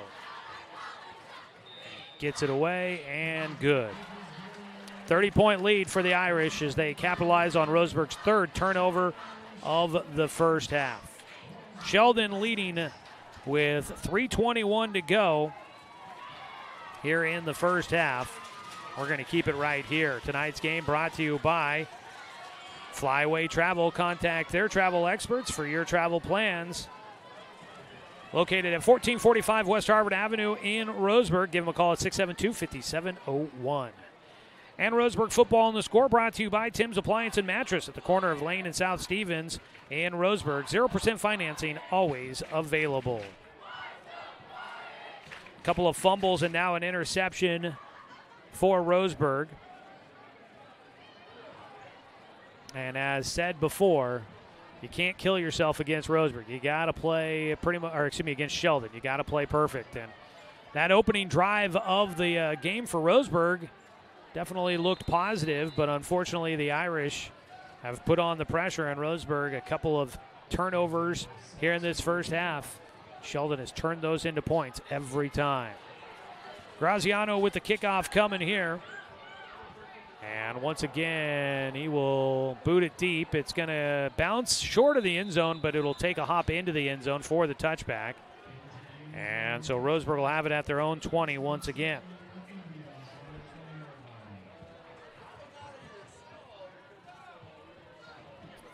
So the offense back out there, and this time it's going to be Owen Bentia that comes back out for Roseburg at quarterback.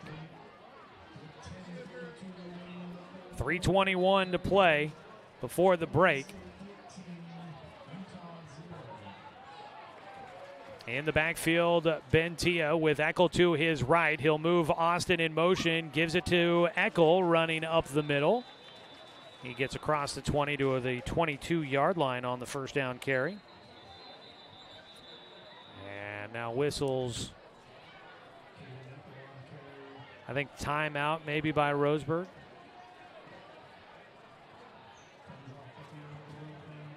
Actually, injured player is what they whistle, stopping things there. Eckel makes his way to the sideline under his own power. He's dealt with an ankle injury throughout the season and on the sideline for a play here. They will send Akers back out there. Sets up to the right of Bentia. Roseburg facing 2nd down and 8. Move a man in motion. It's a give to Akers. And he will tumble his way through the middle of the defense. And Akers, I think Roseburg right now trying to keep the clock running. Down to 2:36 and counting. out to the 24-yard line. It was a pickup of 1 for Akers on the ground. I make that 2. Third down and a long 5 to go for the Tribe. First down here would be beneficial for a lot of different reasons. Trips to the right side of the formation. Bentia in shotgun. Akers to his right. Looking to his right side. Going to go down the sideline. Another pick. It's Perosa. He is tight-roping down the sideline out of bounds. And another interception as they tried to get it to Dane St. Clair on the near sideline. And the safety, Perosa, read it all the way. So this time it's Owen Bentia at QB. An interception is going to set up Sheldon in Roseburg territory, a short field to go. 1:58 to play in the first half. Sheldon with it at the Roseburg 19. Perosa, play action, pass to the left side. Roseburg this time reads it, and they will stop Graziano in the backfield, fighting through the block and making that tackle. Byron Irving will get there, and they mark Graziano for a loss back to the 21.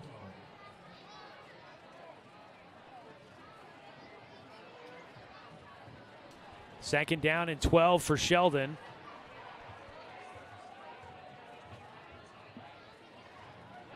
Perosa in shotgun. Calls for the shotgun snap, rolling to his right. Tuioti stays in the block. Now they dump it off to him after he sheds the blocker and heads downfield. He will carry it to the Roseburg 12-yard line, and timeout called by Josh Line with 1:09 to go. Down to the 12. It's going to be third down. They've got to get 3 more yards. Pickup of 9 through the air on that dump-off pass to Tuioti. 3 catches for 69 yards for Tuioti so far, but 62 of them coming on the first play from scrimmage to start out the ball game.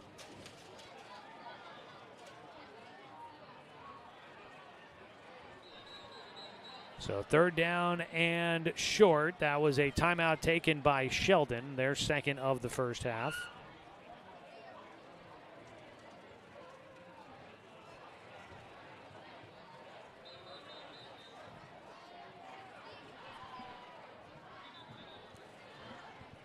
So we continue here in the first half. 1:09 to go. Today's game brought to you by Roseburg Honda. Buying a car could be a hassle, but at Roseburg Honda, it's different. Customer satisfaction is their highest priority. Visit Roseburg Honda, where they treat you like family because they are family.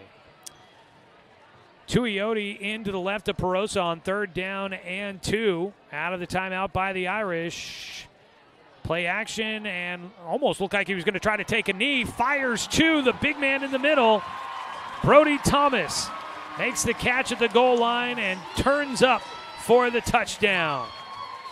A 12-yard TD pass. And Sheldon running away with it here in the first half.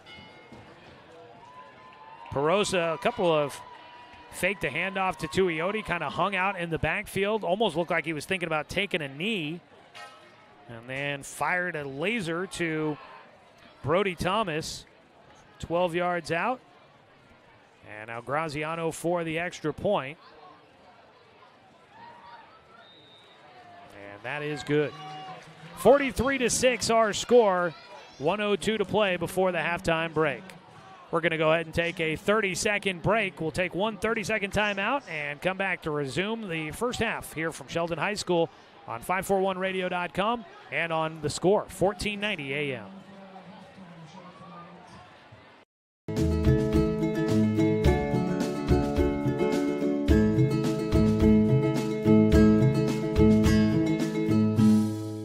Brook Communications radio stations have joined forces with the News Review and Lotus Web Services, announcing the Lotus Media Group, a multimedia enterprise. Web, broadcast, print. Make it happen with LotusMediaGroupLLC.com.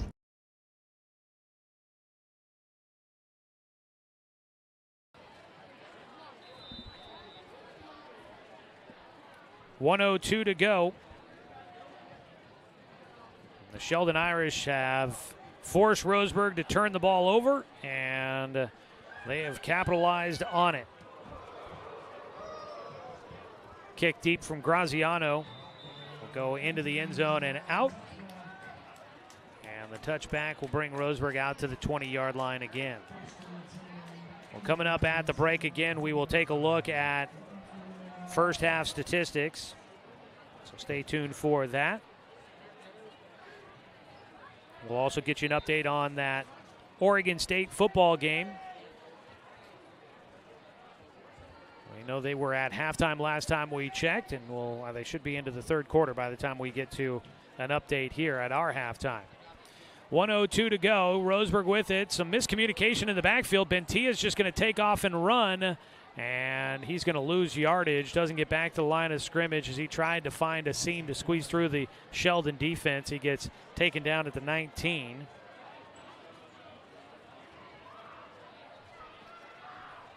Makes it second down and 11 as the clock will run.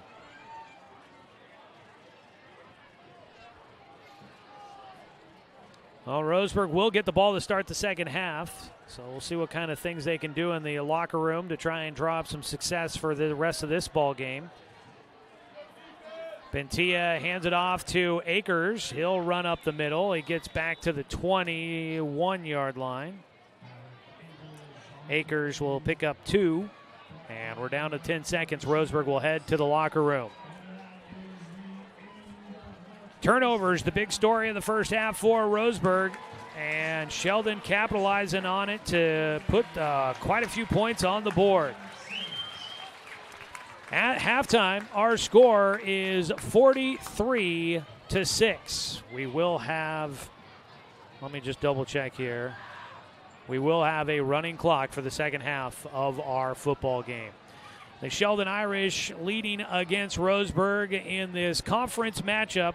Sheldon looking to go to 3-0 in conference play. Roseburg was hoping to move to get their first conference win and pull off a big upset against the Irish, but Sheldon looking very dangerous here in this one. And Roseburg, too many self-inflicted wounds in the first half of this. Coming up, it's the halftime show. We'll take a look at team stats and individual stats from the first half of the ball game. We'll check in with your BTB Moving scoreboard and see some scores from other games going on around the area. We've got a few updates for some of our local matchups, so stay tuned for that. And we'll get you ready for the second half of our ball game. We take a 2-minute break. It's halftime from Sheldon High School. Roseburg trailing the Irish 43-6 on 541radio.com and on the score, 1490 AM. Hey there, sports fans. Thanks for watching this local sporting event online at 541radio.com. Did you know there's more than one way to watch games online? You can watch games on your laptop or desktop computer, your tablet, or even your smartphone just by going to 541radio.com. But we also use YouTube to stream all of our video broadcasts, which means you could be watching this game on your big screen TV with a number of different streaming devices. You can stream our live YouTube broadcast through your PlayStation or Xbox gaming device, or through streaming devices like Google Chromecast, Apple TV, or Roku. There's plenty of ways to follow this live local sporting event. Plus, you can find past events archived on 1490 The Score's YouTube channel. Find us on YouTube and subscribe today to keep up with the latest in local sports coverage.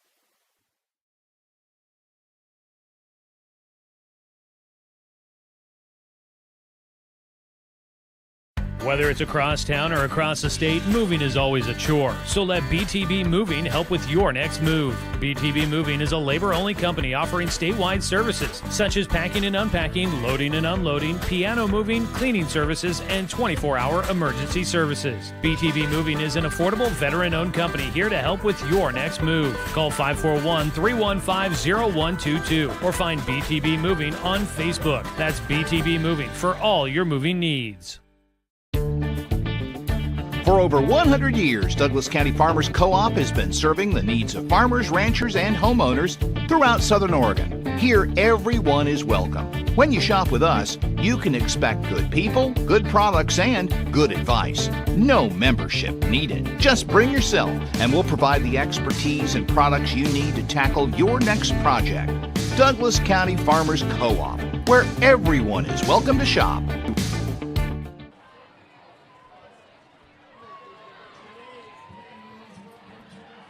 At the halftime break, our score 43-6. Roseburg trailing against Sheldon here tonight on the score. Want to say thanks to everybody for tuning in. Tonight's halftime show is on the stream, is brought to you by the Cow Creek Tribe, our video streaming sponsor for this season. Stay with us. We'll have your BTB Moving out-of-town scoreboard update. That's BTB Moving. If you're looking for a move out of town here soon, reach out to BTB Moving.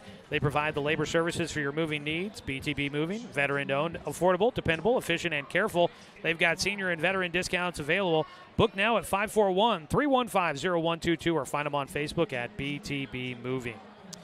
Well, it was competitive early on. Sheldon on the first play from the line of scrimmage, a 62-yard pass completion from Colby Perosa to Mana Tuioti. And the kick was no good on the PAT. It was 6-0. The score early on, just 21 seconds into the ballgame. But Roseburg would march down the field. It would be a 12-play drive, eating up 6 minutes and 1 second. And Roseburg would cap it off on a touchdown pass from 16 yards out from Owen Bentia to Brody Robinson. The kick was no good. It was tied 6-6. Sheldon would answer. 4 plays later, they would score on a 15-yard run by Mana Tuioti. The kick was good. It was 13-6. Roseburg looking to answer, and a fumble on a bad snap. And Roseburg turned it over. That resulted in 3 points on a 35-yard field goal by Rocco Graziani. Roseburg got the ball back, and on their next possession, Roseburg would march down the field a little ways, but out at their own 45-yard line, looking to pass, and Owen Bentia hit from the backside, coughed up the football on the sack fumble. It was recovered, and that was the second fumble recovery for the Irish in the first quarter, and they would get the football and turn it into 6 points as Colby Perosa would run it in from 1 yard out. Graziano tags on the PAT to make it 23-6 early in the second quarter. Roseburg would punt on their next possession, going 3 and out. Sheldon would get a good return in a short field. They would capitalize on another Mana Tuioti touchdown run. His second touchdown run of the first half, his third touchdown of the game. And they try a bad snap, fumbled on the placement of the kick, so they tried to throw it to the end zone. It failed, 29-6, with 4:24 to go in the second quarter. Roseburg would then throw a pick six as Corey Kimball came into the game. It was picked off and returned about 30 to 35 yards by Carrot Cato, and the kick was good to make it 36-6. Then on the next possession, Roseburg deep in their own territory, again throw an interception, sets up a short field from the 19. 3 plays later, Sheldon takes it in, a touchdown pass from Perosa, finding Brody Thomas from 12 yards out. The kick good, 43-6. That is our score here at the break. We'll have a running clock for the second half of our ball game. We'll take a look at individual statistics from the first half. When we come back, we'll take a 2-minute timeout as the Sheldon High Marching Band performs for us here at the break. The Irish leading this one 43-6 from Sheldon High School in Eugene on a fall-like night in the Willamette Valley. The Indians trailing big against the Irish on 541radio.com and on 1490 The Score. Successful companies have a very important secret. Good advertising works and makes them money. That's why your business should contact Lotus Media Group. Let us help you cash in with multimedia advertising. Multiple touches from Douglas County's only Google certified partner and most effective advertising platform. Web, broadcast, print. Make it happen. LotusMediaGroupLLC.com. To us, pizza the way it ought to be isn't just our slogan. It's our promise and our passion to give you the best dining experience and the best tasting pizza you expect. For over 40 years, we've been making pizza the way it ought to be. Handmade with the freshest and finest ingredients. Our dough is made fresh daily, and we use 100% whole milk mozzarella cheese and toppings edge to edge. There's pizza, and then there's Mountain Mike's Pizza. Pizza the way it ought to be. Looking for more local sports coverage? CBS Sports Radio 1490 The Score has you covered. Check out our homepage at 541radio.com for sports stories, scores, and podcasts. And follow us on social media. 1490 The Score is on Twitter, Facebook, and Instagram. And take the station with you wherever you go with the 541 Radio app. Download the app in your smartphone's app store and get access to a live stream of the station, sports stories, podcasts, and easy messaging with the station and others. Thanks for tuning in to today's broadcast of Roseburg High School Sports on The Score. This broadcast is presented by Flyaway Travel, Fisher's Hearth and Home, Cascade Community Credit Union, Roseburg Honda, BTB Moving, Susan Gregg Allstate Insurance, and also by Dr. Ullenson Randall, DC Farmers Co-op, Mountain Mike's Pizza, Roseburg Disposal, Tim's Appliance and Mattress, Abby's Pizza, and Chuck Swarman Family Auto Repair. Here at the break, it's been all Sheldon after a back-and-forth start. The Irish took over, capitalized on Roseburg misplays, and they have pulled away for a 37-point lead here at halftime. Taking a look at first half statistics, we'll start with the home team, the Sheldon Irish. Quarterback Colby Perosa through the air, 11 for 14, and he's got 146 yards and 2 touchdowns. He has connected 5 times with Rocco Graziano for 46 yards. He's had a number of first down receptions. 3 catches for Mana Tuioti. He's got 3 catches for 69 yards and a touchdown on a 62-yarder. 2 catches for Will Haverland for 19 yards and a touchdown catch for Brody Thomas of 12 yards so far here tonight. On the ground for the Irish, Tuioti has carried 8 times for 52 yards and 2 touchdowns. Perosa, 5 carries, 19 yards. And in there, Brody Thomas with 1 carry for 12 yards. For Roseburg, through the air, Owen Bentia, 5 of 8. He has a touchdown pass on the opening drive of the game for Roseburg. He's also thrown an interception. He's got 71 yards through the air. Corey Kimball, 1 of 4 through the air for 6 yards total and an interception. Receiving, Caden Austin, 3 catches, 18 yards. Dane St. Clair had 1 catch. It was a big one, 35 yards through the air for St. Clair.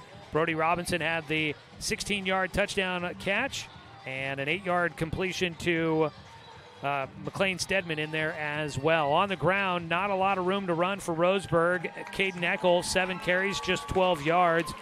Maverick Akers, 5 carries for 9 yards. Owen Bentia has taken a couple of sacks. He's lost 15 yards total.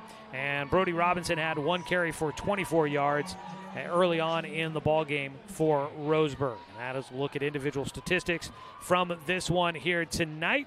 And we will have a running clock for the second half. If you get a 35-point lead in the second half of a ball game, then it automatically goes to the running clock, and the running clock cannot be stopped. So probably going to have a quick second half coming up for you here from Sheldon High School. Dance team performing out there now for the Irish. It's been a great night here at Sheldon High School. Haven't checked the temperature lately. Could smell the grill earlier on. That definitely was smelling pretty good.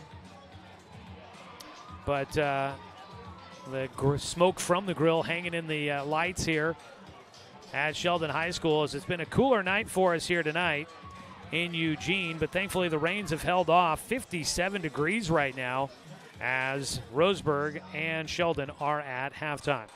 We'll head to your BTB Moving out-of-town scoreboard update coming up here in just a few moments, so stay tuned for that. It is halftime, and don't forget to stick around for the postgame show where we will name your Mountain Mike's Pizza player of the game for the Roseburg Indians. Mountain Mike's Pizza, the way it ought to be. At the halftime break, 43-6, Roseburg trailing against Sheldon. We'll take a look at other scores when we come back after a 2-minute break on 541radio.com and on The Score, 1490 AM.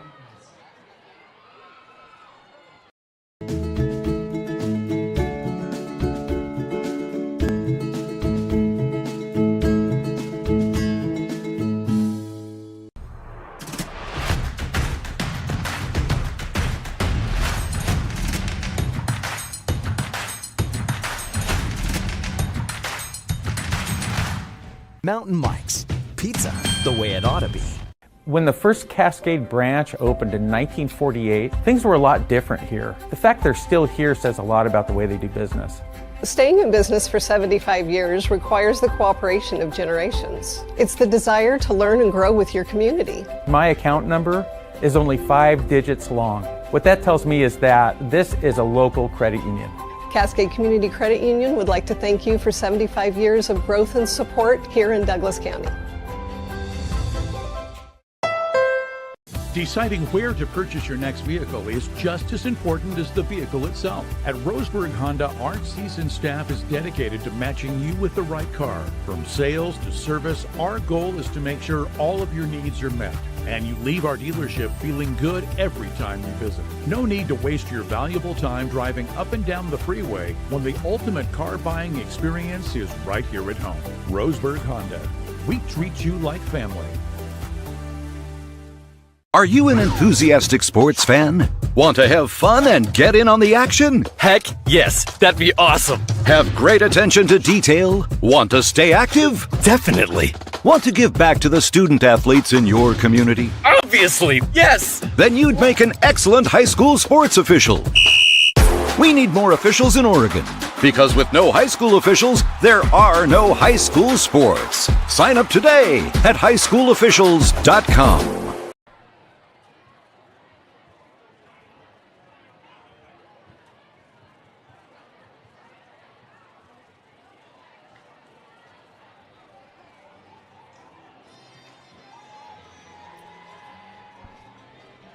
Here at halftime, Roseburg trailing Sheldon 43-6.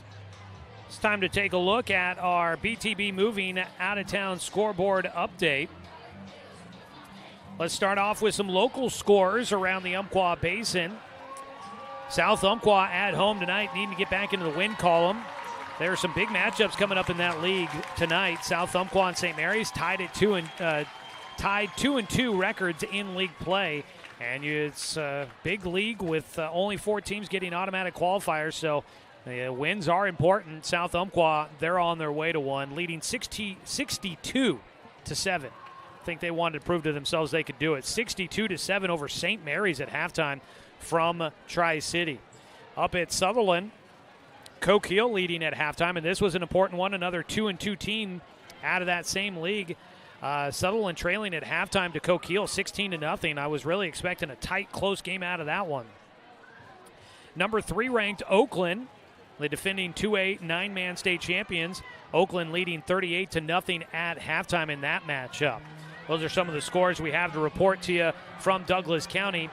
As for Roseburg and Sheldon's league, the Special District 1, they're in the second quarter at Spiegelberg Stadium in North Medford. Roseburg's opponent coming up next week.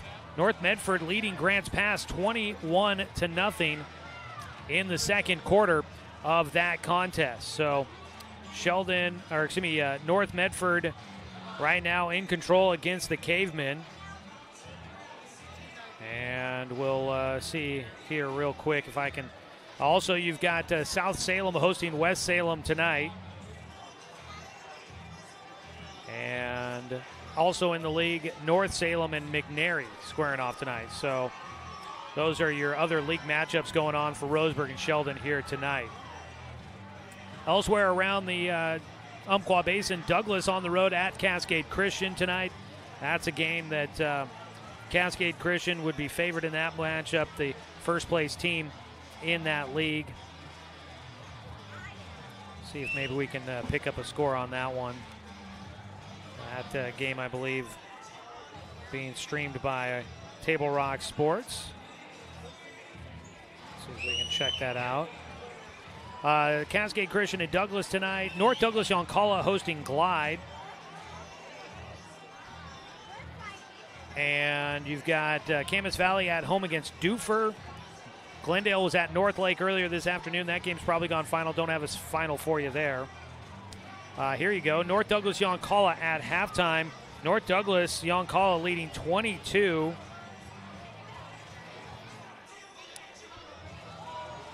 Let me see here. So Cascade Christian leading 40-0 over Douglas in the third quarter of that game.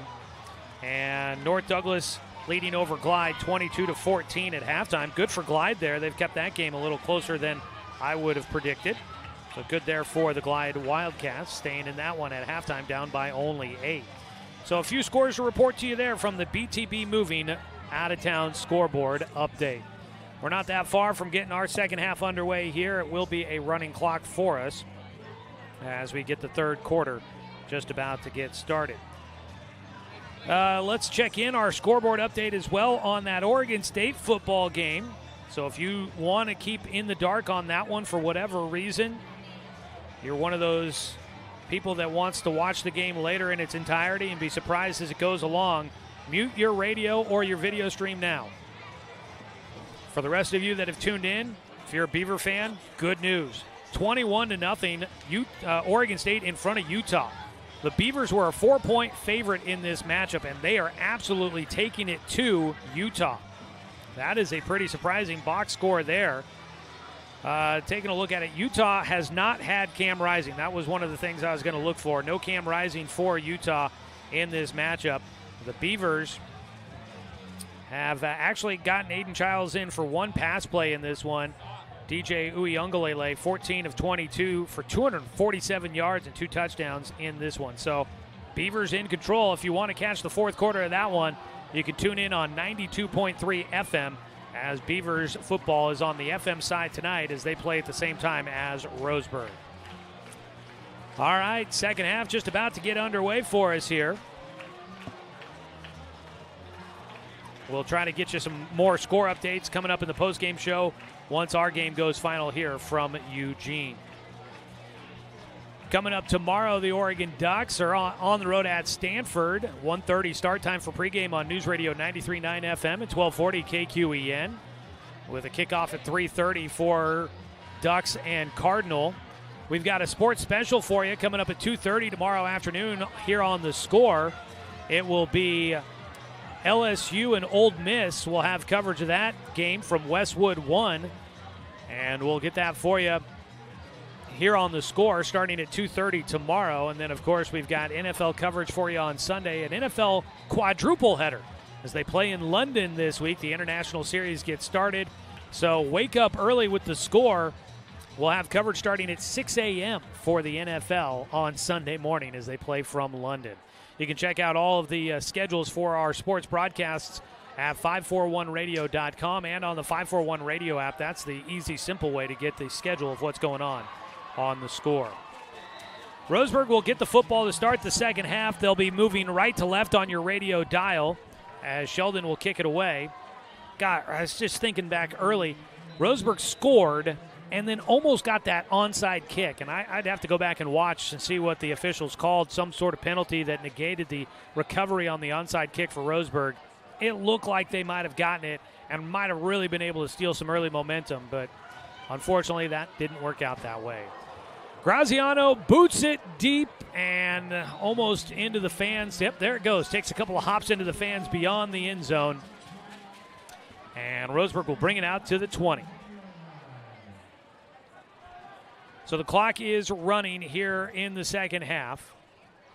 Kickoff was away. We've already seen 40 seconds off the clock. But we'll see if Roseburg can try to build some momentum. They've got another tough test coming up next week against North Medford. So you'd like to start putting some pieces together, see if you can lick your wounds and put together a full game coming up next week at home against the Black Tornado. Owen Bentia in at quarterback with Caden Eckel behind him. Good to see Eckel back out there. He gets it. He weaves his way up the middle. And Caden Eckel will take the ball outside the 25 to the 27-yard line. Pickup of 7 for Eckel. Second down and 3 for Roseburg. Already over a minute and a half. Well, just about a minute and a half off here in this third quarter. This is going to move quick. Bentia in shotgun. He's going to move Rackley in motion. He bubbles back around the line of scrimmage. Hand it off again up the middle. Eckel continues to make guys miss. He bounces to the near sideline and gets brought down at the numbers, just shy of the 30. He picks up positive yardage, but will not quite get to the first down marker. And Roseburg will have third down and short. They need about 1.5 yards.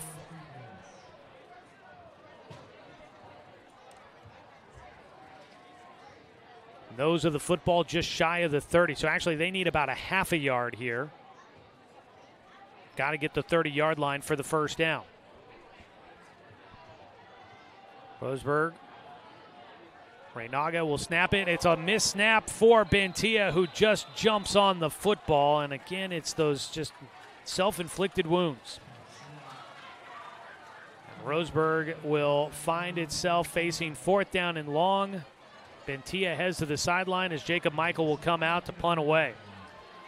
And it seems as if when things start going right, then they find a way to shoot themselves in the foot.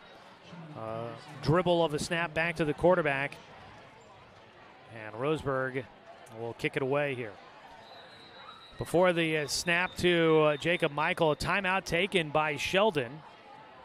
Let's add some timeouts back on the boards for both teams. And then we'll take one for the Sheldon Irish. Stops the clock with 9:10 to go in the third quarter. Roseburg football tonight brought to you by Chuck Swarm and Family Auto Repair. Are you ready to go where life takes you? Want to say good evening to all of our people listening online and watching online there. Got word from a Sheldon fan saying that they've got family back on the East Coast that are tuning in to watch tonight. So hopefully you guys are enjoying the broadcast here this evening, and thank you for staying up late and joining us on the broadcast. And we know we get folks listening from all over the place, so it's always kind of fun to hear those stories of where folks are tuning in from. Ball back at the 21-yard line after that fumble on the snap. The punt team out for Roseburg. Quincy Peterson back just at the 50-yard line for Sheldon to return. He'll step back a little bit as Michael gets a good boot. A kick will go to the far sideline, and it takes a 90-degree hop out of bounds on the far side, just shy of the 50. 3 and out for Roseburg to start the second half. Sheldon with the football, just barely into Roseburg territory. Oh, actually spot it right at the 50-yard line. Sheldon.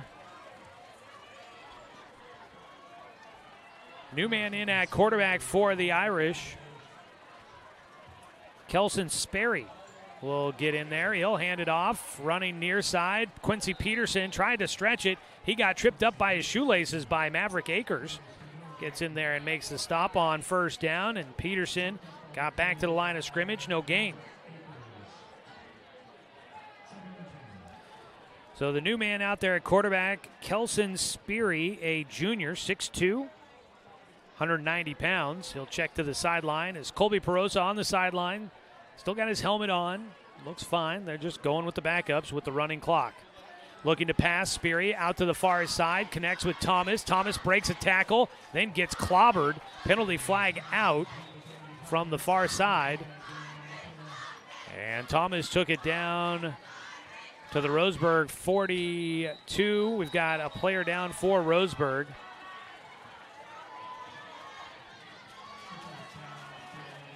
And the Roseburg player trying to get up, but in some decent pressure. That's Landon Hodges, excuse me. Hodges in a bit of pain there. Hodges, yeah. Didn't see, they do call the penalty on Sheldon, so the ball's going to be backed up into Sheldon territory to their own 42. So Sheldon didn't see that in the process as we were waiting to see who the Roseburg player was. Sheldon will have it back at their own 42-yard line. They'll be facing second down and 18 when play resumes. Roseburg football this year on the Score, brought to you by Susan Gregg Allstate Insurance, covering all aspects of your life. Contact Allstate agent Susan Gregg at 541-672-4381. And we want to say thanks to the Neal Company Real Estate. Neal Company, you can go to nealco.com to see available properties and rentals, and check out Neal Company, one of the longest-running real estate agencies there in the Umpqua Basin. 7:27 to go here with play stopped. Landon Hodges with his helmet off, sitting up.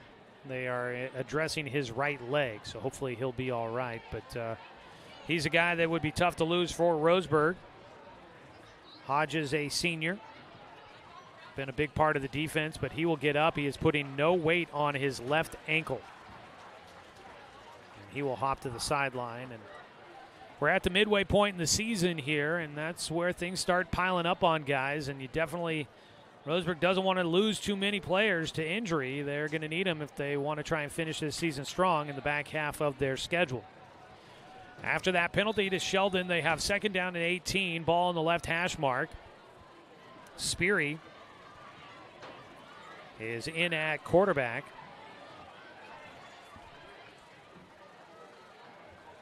It might be Sperry.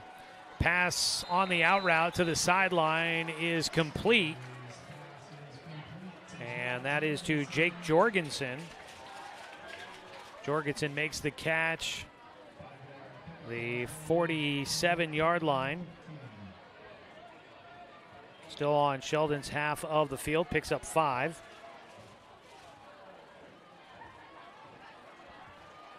Third down and 13 for the Irish. 2 targets to the right, 3 to the left.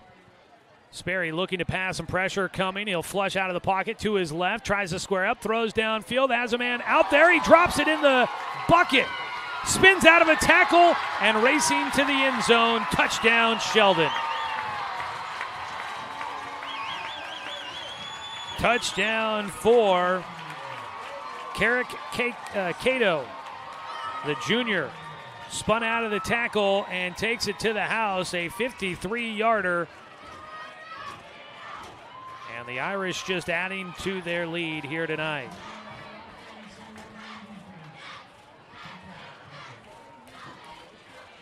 And that'll be a 53-yard touchdown pass.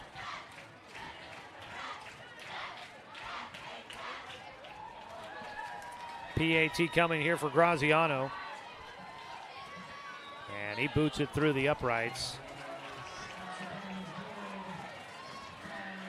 So with that, it is now 50-6. Sheldon in front of Roseburg.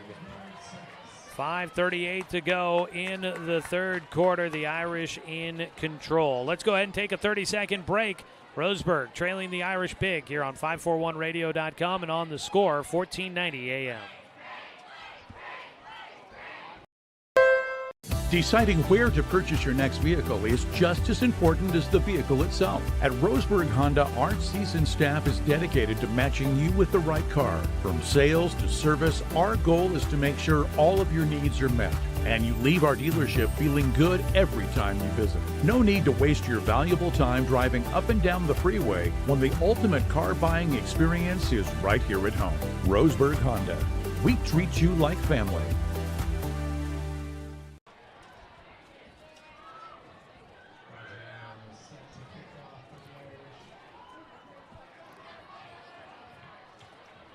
Three plays for the touchdown for the Irish. They lead it 50-6. They will kick it away left to right as Roseburg waits. And once again, a touchback for Rocco Graziani. So Roseburg will have the football at their own 20 again as the clock winds and starts to count down here in the third quarter, under 5 minutes to play. Well, it was Owen Bentia on the first drive of the third quarter. See if they stick with him for the full third, or do they keep switching it up? They will send out Corey Kimball. No, excuse me, Owen Bentia does run out there for the first play here on this drive. So Owen Bentia with two backs in the backfield, one to either side of him, just behind him in shotgun. He gets a good snap, hands it off. Akers running up the middle. Maverick breaking free, and he will stumble his way out close to the 35-yard line. And a nice run there by Maverick Akers as he takes it out to the 34. A pickup of 14 and a first down for Roseburg.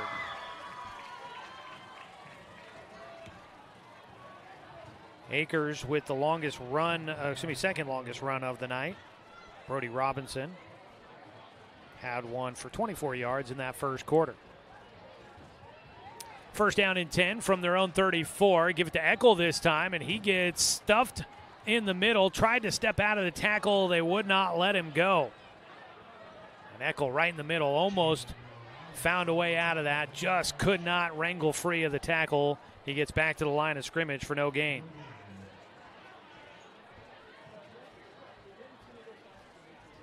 Second down and 10. Under 3.5 to go before the fourth quarter clock will start. Some new numbers out there on the field for the Irish. It's a bobbled snap. Looking a quick pass. Out to the flats. Got through the defense somehow. Robinson has it. He will pick up about 8 yards on second down. A bobbled snap there by Bentia. Got it up quickly and somehow passed it through the outstretched arms of a number of defenders in the backfield. His pass goes out to the 43. It was a pickup of almost 9. Pass on the near side. Caught. Caden Austin will move it into Sheldon territory.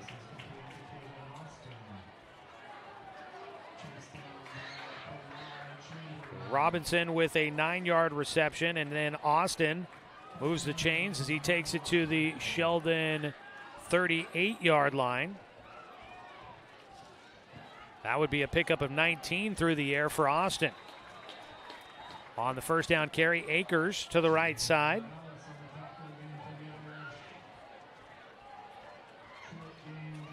Not much there for Akers as he goes to the 35-yard line. Picks up 3. Leading rusher tonight so far for Roseburg. Akers sets up to the left of Bentia. He'll look to pass right side. St. Clair has it. He's got open room on the sideline. He'll sprint down inside the 20. He'll take Roseburg in to the red zone. Dane St. Clair moves the chains as he goes down to the 17-yard line. Pickup of 18 through the air.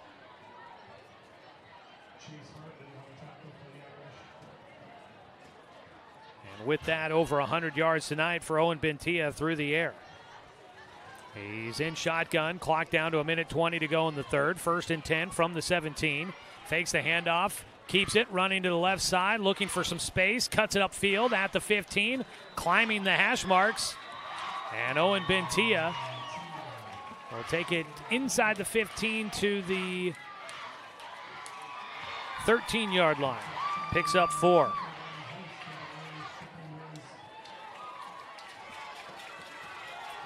Under a minute to go in the third quarter. Roseburg driving here, trying to get their second touchdown of the game. The ball just shy of the 13-yard line. Second down and 6. Move Rackley in motion. Pass it out to him in the flats. He catches in the backfield. Tries to run around a blocker, but a defender ran him down from the backside. And that sniffed out that play. Did not allow for a lot of room to maneuver out on the far side of the field. And down to 20 seconds to go in the third quarter is that pass play. Got back to the line of scrimmage, no gain.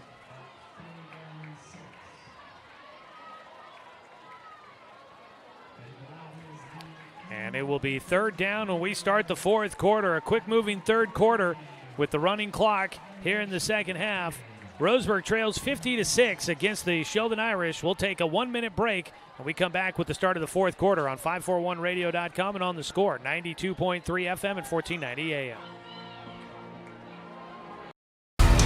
To us, pizza the way it ought to be isn't just our slogan. It's our promise and our passion to give you the best dining experience and the best tasting pizza you expect. For over 40 years, we've been making pizza the way it ought to be.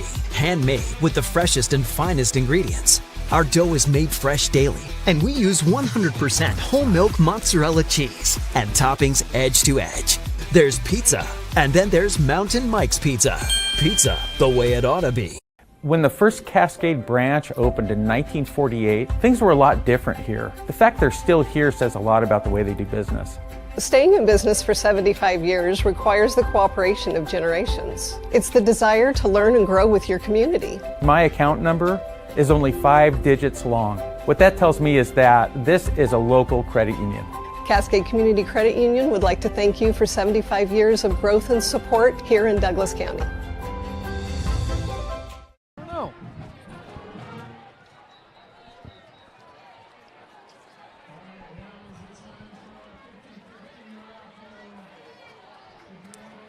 Roseburg trailing, but with the football here to start out the fourth quarter. Jaron Dory here with me, helping out with the video stream tonight, asking the important questions. What are you getting for dinner on the drive home?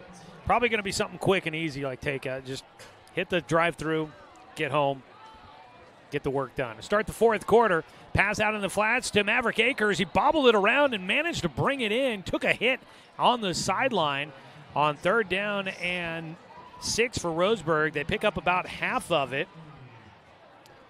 We'll spot the football at the 11-yard line. That was a pickup of 2 for Akers on his first reception. Bentia remains in the game at quarterback to start the fourth quarter. Sets up with Akers to his left in shotgun, facing fourth down and 4. Looking to pass, going to the end zone, has a man there, making the adjustment, and touchdown Roseburg. A great maneuver in the end zone to catch that one as he faded to the back corner for the Tribe. Brody Robinson on the grab, his second touchdown catch of the night. And he'll get Roseburg on the board for a second time. Jacob Michael will be out there for the PAT. Late man on for the Tribe.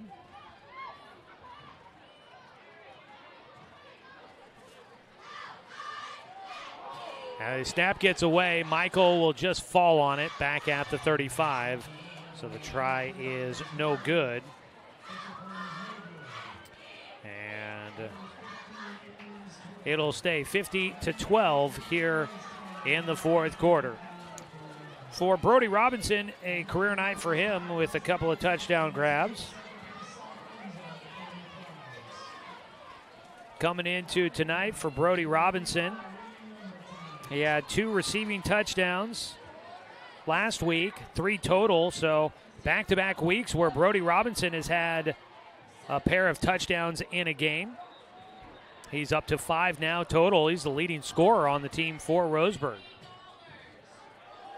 So that's a nice little budding performance there for Brody Robinson.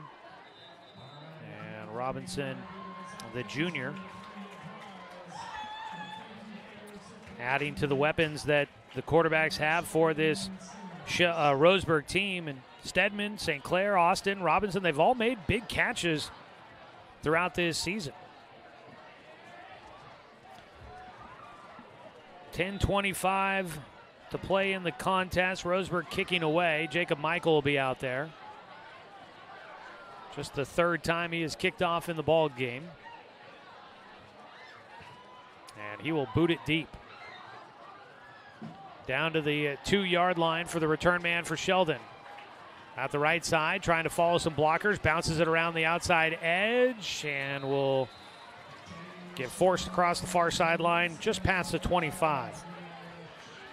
So Sheldon with the football at their own 26-yard line. Backup quarterback for them, Sperry, is into the ball game. Had a 56-yard touchdown pass last time he was out there leading the offense.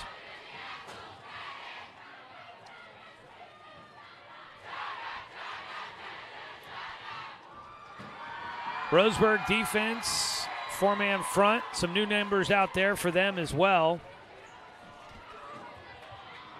Handoff.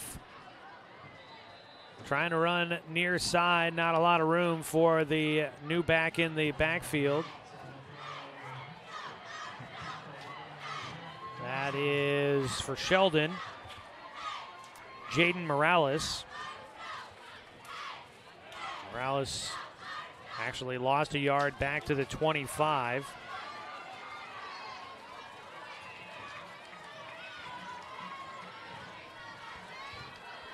In shotgun, Sperry. 2 targets either side. He's got Morales to his left. They'll give a handoff on the wide receiver sweep, carrying near side out to the 29-yard line. Coming up to make the tackle, Jeremiah Lepre, the senior. On the carry for Sheldon was Jorgensen. Jorgensen took it out to the 29-yard line, picking up 4.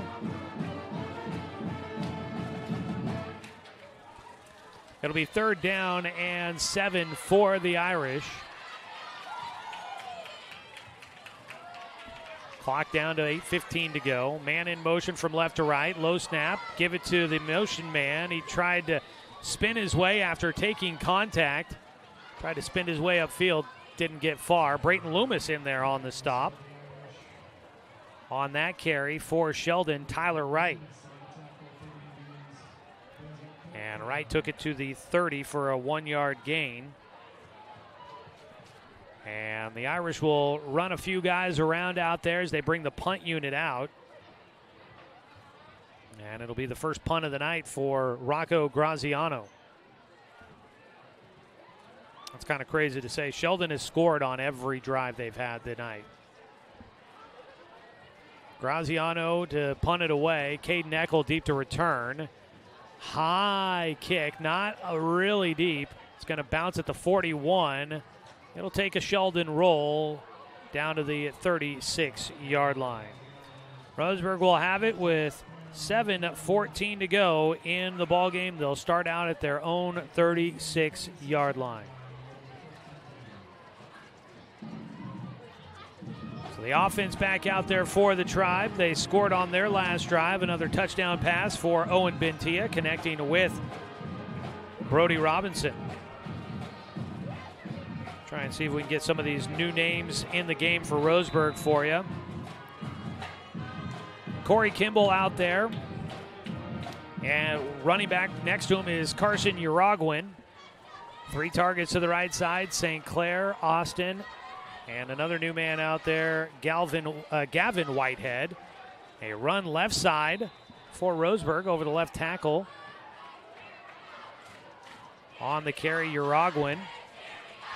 Good chunky yards on first down. Out to the 40-yard line. Picks up 4. Taking a look. Some offensive linemen out there. Numbers I don't even have on the roster.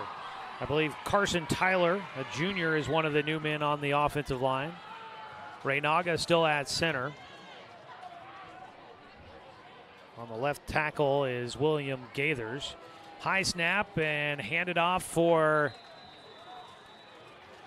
Uragwin. He gets swallowed up in the middle of the defense. Will lose a little bit of yardage. Back to the 39. Loss of 1.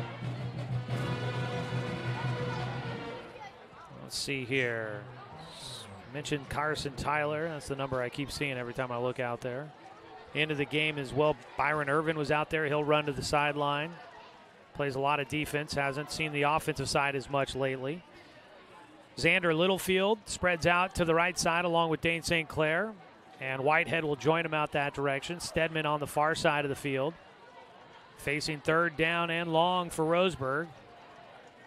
Looking to pass. Kimball looks to his right. Now pulls it in. He's going to run. Makes a cut. Gets to the 45. It's going to be real close depending on the spot for him. And it will be at the 45-yard line. And a pickup of 6 on the scramble by Kimball.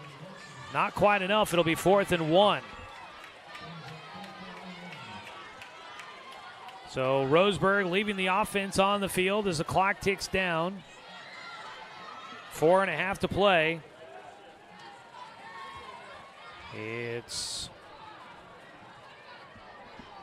time to convert here. Roseburg trying to hold on to the ball here to finish out this ball game. Trips to the right side. Shotgun snap. Kimball pulls it in. Hand off. Uraguan made one cut, put his foot in the turf, and sprinted up the field. And he will move the chains, it looks like. Yes, Uraguan with the first down carry got it to the 46. And that was about exactly what he needed.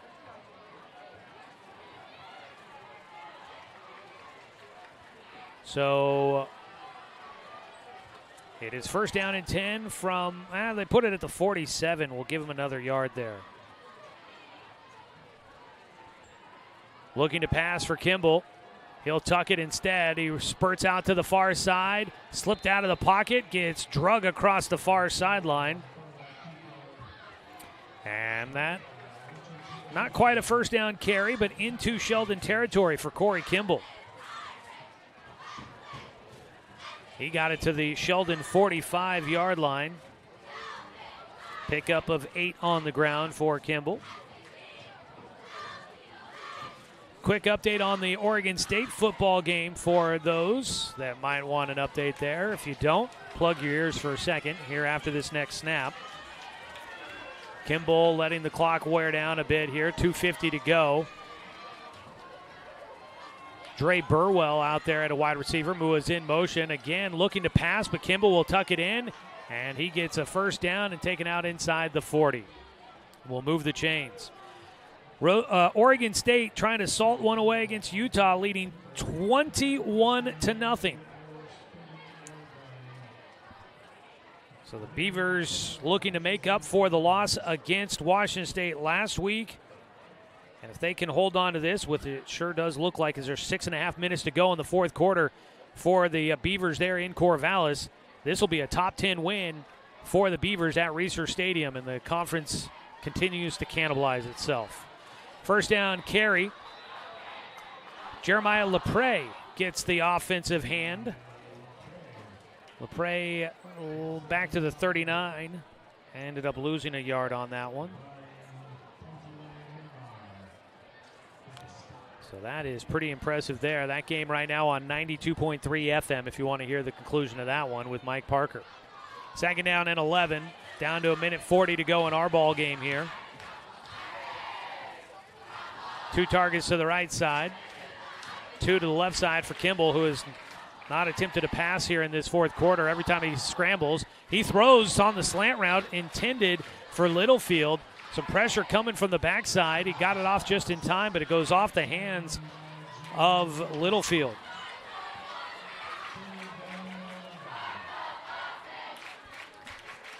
A minute 10 to go. Clock doesn't stop on the incompletion with the running clock here. Third down and 11 for Roseburg. Stick around in the postgame show. We'll do a quick one for you and wrap up this one tonight. Right now, 50-12 the score here in the fourth quarter. Sheldon leading big. Looking to pass on third down. Kimball, pump fake, pulls it down, running left side, and he goes down. Couldn't escape the pocket. Gets sacked. Sheldon with the stop. And the football back to the 43-yard line. That is a loss of 4 for Kimball.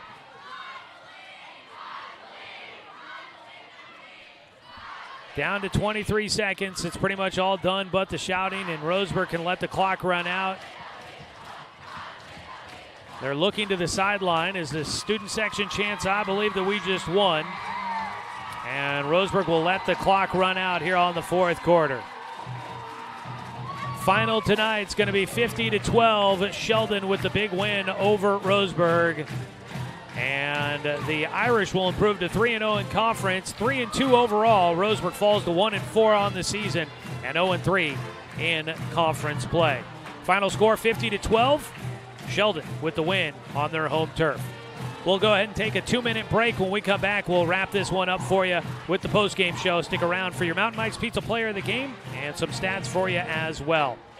This has been Roseburg football, a 2-minute timeout, and the postgame show up next on 541radio.com and on the Score, 1490 AM. Successful companies have a very important secret. Good advertising works and makes them money. That's why your business should contact Lotus Media Group. Let us help you cash in with multimedia advertising. Multiple touches from Douglas County's only Google certified partner and most effective advertising platform. Web, broadcast, print. Make it happen. LotusMediaGroupLLC.com. To us, pizza the way it ought to be isn't just our slogan. It's our promise and our passion to give you the best dining experience and the best tasting pizza you expect. For over 40 years, we've been making pizza the way it ought to be. Handmade with the freshest and finest ingredients. Our dough is made fresh daily, and we use 100% whole milk mozzarella cheese and toppings edge to edge. There's pizza, and then there's Mountain Mike's Pizza. Pizza the way it ought to be. Looking for more local sports coverage? CBS Sports Radio 1490 The Score has you covered. Check out our homepage at 541radio.com for sports stories, scores, and podcasts. And follow us on social media. 1490 The Score is on Twitter, Facebook, and Instagram. And take the station with you wherever you go with the 541 Radio app. Download the app in your smartphone's app store and get access to a live stream of the station, sports stories, podcasts, and easy messaging with the station and others. Thanks for tuning in to today's broadcast of Roseburg High School Sports on The Score. This broadcast is presented by Flyaway Travel, Fisher's Hearth and Home, Cascade Community Credit Union, Roseburg Honda, BTB Moving, Susan Gregg Allstate Insurance, and also by Dr. Ullenson Randall, DC Farmers Co-op, Mountain Mike's Pizza, Roseburg Disposal, Tim's Appliance and Mattress, Abby's Pizza, and Chuck Swarman Family Auto Repair.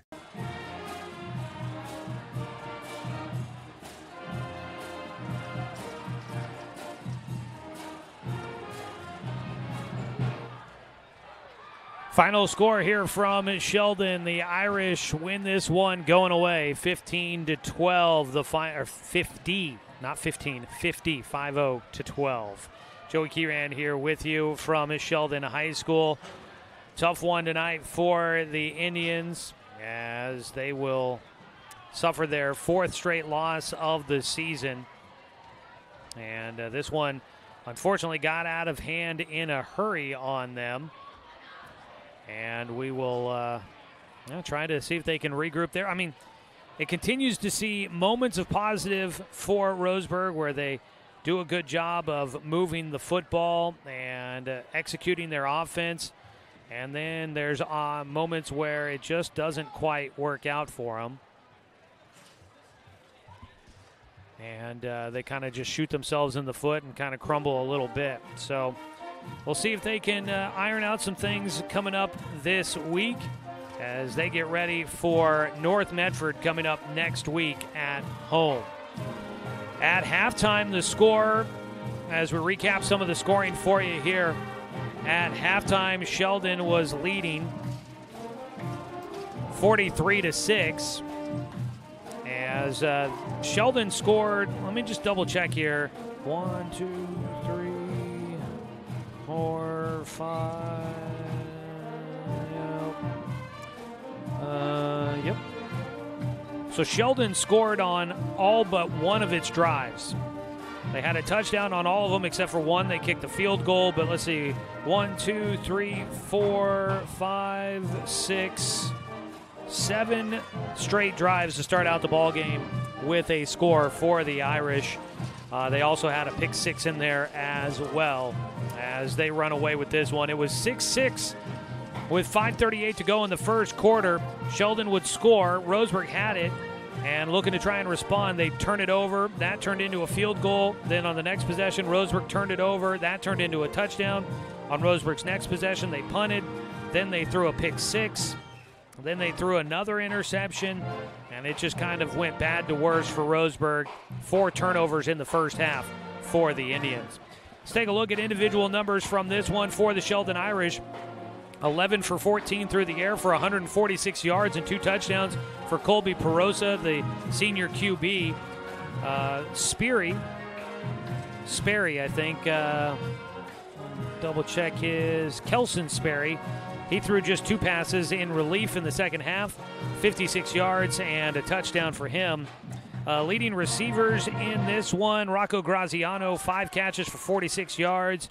Mana Tuioti with 3 catches for 69 yards and a touchdown. Brody Thomas, 1 catch with a touchdown, 12 yards. And also in there, Cato with a touchdown grab of 53 yards. On the ground, Tuioti, 8 carries, 52 yards for 2 scores. Colby Perosa, 5 carries for 19 yards and a score. Those are some of the highlights there for the Irish. On the other side for Roseburg, Owen Bentia, you really look at it, not a terrible night passing for him. He got, the fumbles. He had 2 fumbles on the night. One of them was a bad snap, and another one, it was a blindside sack that he just fumbled up and coughed up the football as he didn't feel the pressure coming from his backside. So, besides the 1 interception, those fumbles, I don't blame him a whole lot. He did the most that he could with a bad snap and then just didn't know that there was somebody coming in to smash him from behind. He finishes 11 for 14 through the air for 130 yards and 2 scores. He did have the interception and 2 fumbles. Corey Kimball was just 1 of 5 through the air for 6 yards. He had an interception thrown tonight as well. On the ground, 10 carries, 21 yards for Caden Eckel. 7 carries for 26 yards for Maverick Akers. Brody Robinson had 1 carry for 24 on the night as well. Leading receivers, 4 receptions for 37 yards for Caden Austin. 2 catches for 53 yards for Dane St. Clair. 3 catches, 2 touchdowns, and 36 yards for Brody Robinson tonight as well. That is a look at the numbers in this one this evening. It's time now here in the postgame show to name our Mountain Mike's Pizza Player of the Game. Tonight, your player of the game for the Roseburg Indians is Brody Robinson. Robinson finishing with 2 touchdown catches, and he finishes with 60 total yards of offense, 24 on the ground, 36 through the air. Brody Robinson is your Mountain Mike's Pizza Player of the Game for Roseburg here tonight. Before we sign off this evening, take a look at your BTB Moving out-of-town scoreboard update. If you've got a move taking you out of town here soon, reach out to BTB Moving. They provide the labor services for your moving needs. That's BTB Moving. Veteran-owned, affordable, dependable, efficient, and careful.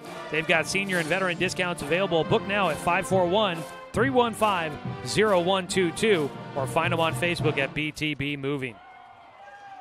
The one final that I know of to pass along to you is Sutherland. They fall to Coquille. Actually, I think I've got a couple other finals for you here. Sutherland falls to Coquille 37-0. That's a bummer there for the Bulldogs. Expected that they'd be competitive in that matchup. Also a final for Oakland at Rogue River. The Oakers win 44-6 on top of Rogue River. And let's see, some halftime scores that we had. North Douglas was leading Glide. North Douglas Yoncalla leading Glide 22-14 at halftime of that game. South Umpqua was up big against St. Mary's 62-7. Can probably assume that South Umpqua holds on to a win there. And Cascade Christian was up big on Douglas 40-0 in the third quarter of that matchup. So that is your BTB Moving out-of-town scoreboard update for you here tonight. As we wrap this one up for you here this evening, our final score again was 50-12, Sheldon on top of Roseburg. Coming up next for the Irish, they will be on the road to Spiegelberg Stadium next Friday night, where they will take on the South Medford Panthers. The North Medford Black Tornado will be making their trip to Finlay Field tomorrow, as they will take on, or not tomorrow, but next week. On Friday night, they'll take on Roseburg next Friday there at Finlay Field. So Medford up for both Roseburg and Sheldon coming up next week. As we wrap things up here tonight, want to say thank you to the Sheldon Irish for hosting us and being great host here tonight. Big thanks to Coach Josh Line for spending some time with me earlier today on the phone to preview his team. Want to say thanks to Athletic Director Adam Blue, Head Coach Dave Heiberger, and the entire Roseburg football program for allowing us to bring you another season of Roseburg football here on The Score. Big thanks to Jaron Dory for helping out with the video production on site here tonight, running the video camera for us on the road this evening. Want to say thanks to Maddie Wormwood, back in the studio tonight, running the radio side of things for us here this evening. And as always, a thanks to you, the fan, for tuning in for tonight's broadcast, because without you, I'm just a guy sitting here talking to myself. I'm Joey Kieran. We will get ready and talk to you coming up next week when Roseburg hosts North Medford. That's a 7 o'clock kickoff for that one there from Finlay Field. Before we go, North Douglas, Yoncalla, and Glide tied at 22 going to the fourth quarter. They got a barn burner going on. I'm not sure if that game's being played in Drain or in Yoncalla, but they've got a barn burner there between the War Eagles and the Wildcats. So there's another scoreboard update for you there. One last scoreboard update to check for you before I know I've completely interrupted my usual sign-off here on the radio, but wanted to look at it. 21-7 is your score from Corvallis. The Beavers leading in that one against Utah. Utah with the football, trying to make it interesting late in that game against Oregon State. They've got 3:15 left to go in the fourth quarter of that one. You can hear the conclusion of that game on our FM frequency. 92.3 FM is where you can catch that one going on right now. So, there you go. We'll wrap it up there. Quick note back to Maddie in the studio as we sign off here. Please play the Roseburg football close. The Roseburg football close will be what we want to play next, so I'll give her a second to find that at the bottom of the log there. And then it should take you back into CBS Sports Radio when that is done. Again, thanks to Maddie Wormwood back in the studio. Our first night of running it on her own in the studio. Done a great job there. Appreciate her coming in and coming aboard this year with us on the radio station. All right, folks. Well, it was positive early, and it quickly turned in Sheldon's direction here tonight. We'll see if Roseburg can put some pieces together and put together a competitive night coming up next Friday when they host the North Medford Black Tornado. We'll be there for you to broadcast that game. It'll be a normal Friday night, so no split of our FM and AM frequencies. We'll have Roseburg football for you against North Medford next Friday night from Finlay Field. Broadcast coverage will get started at 6:45 from the field. Tune in for the Friday night pregame show starting at 6 o'clock that night here on The Score as we cover things around the Umpqua Basin leading into Roseburg football for you. The Indians and the Black Tornado next Friday night. Kick off at 7 o'clock. We'll have coverage for you right here on Douglas County's home for sports, 541radio.com, and The Score, 92.3 FM and 1490 AM.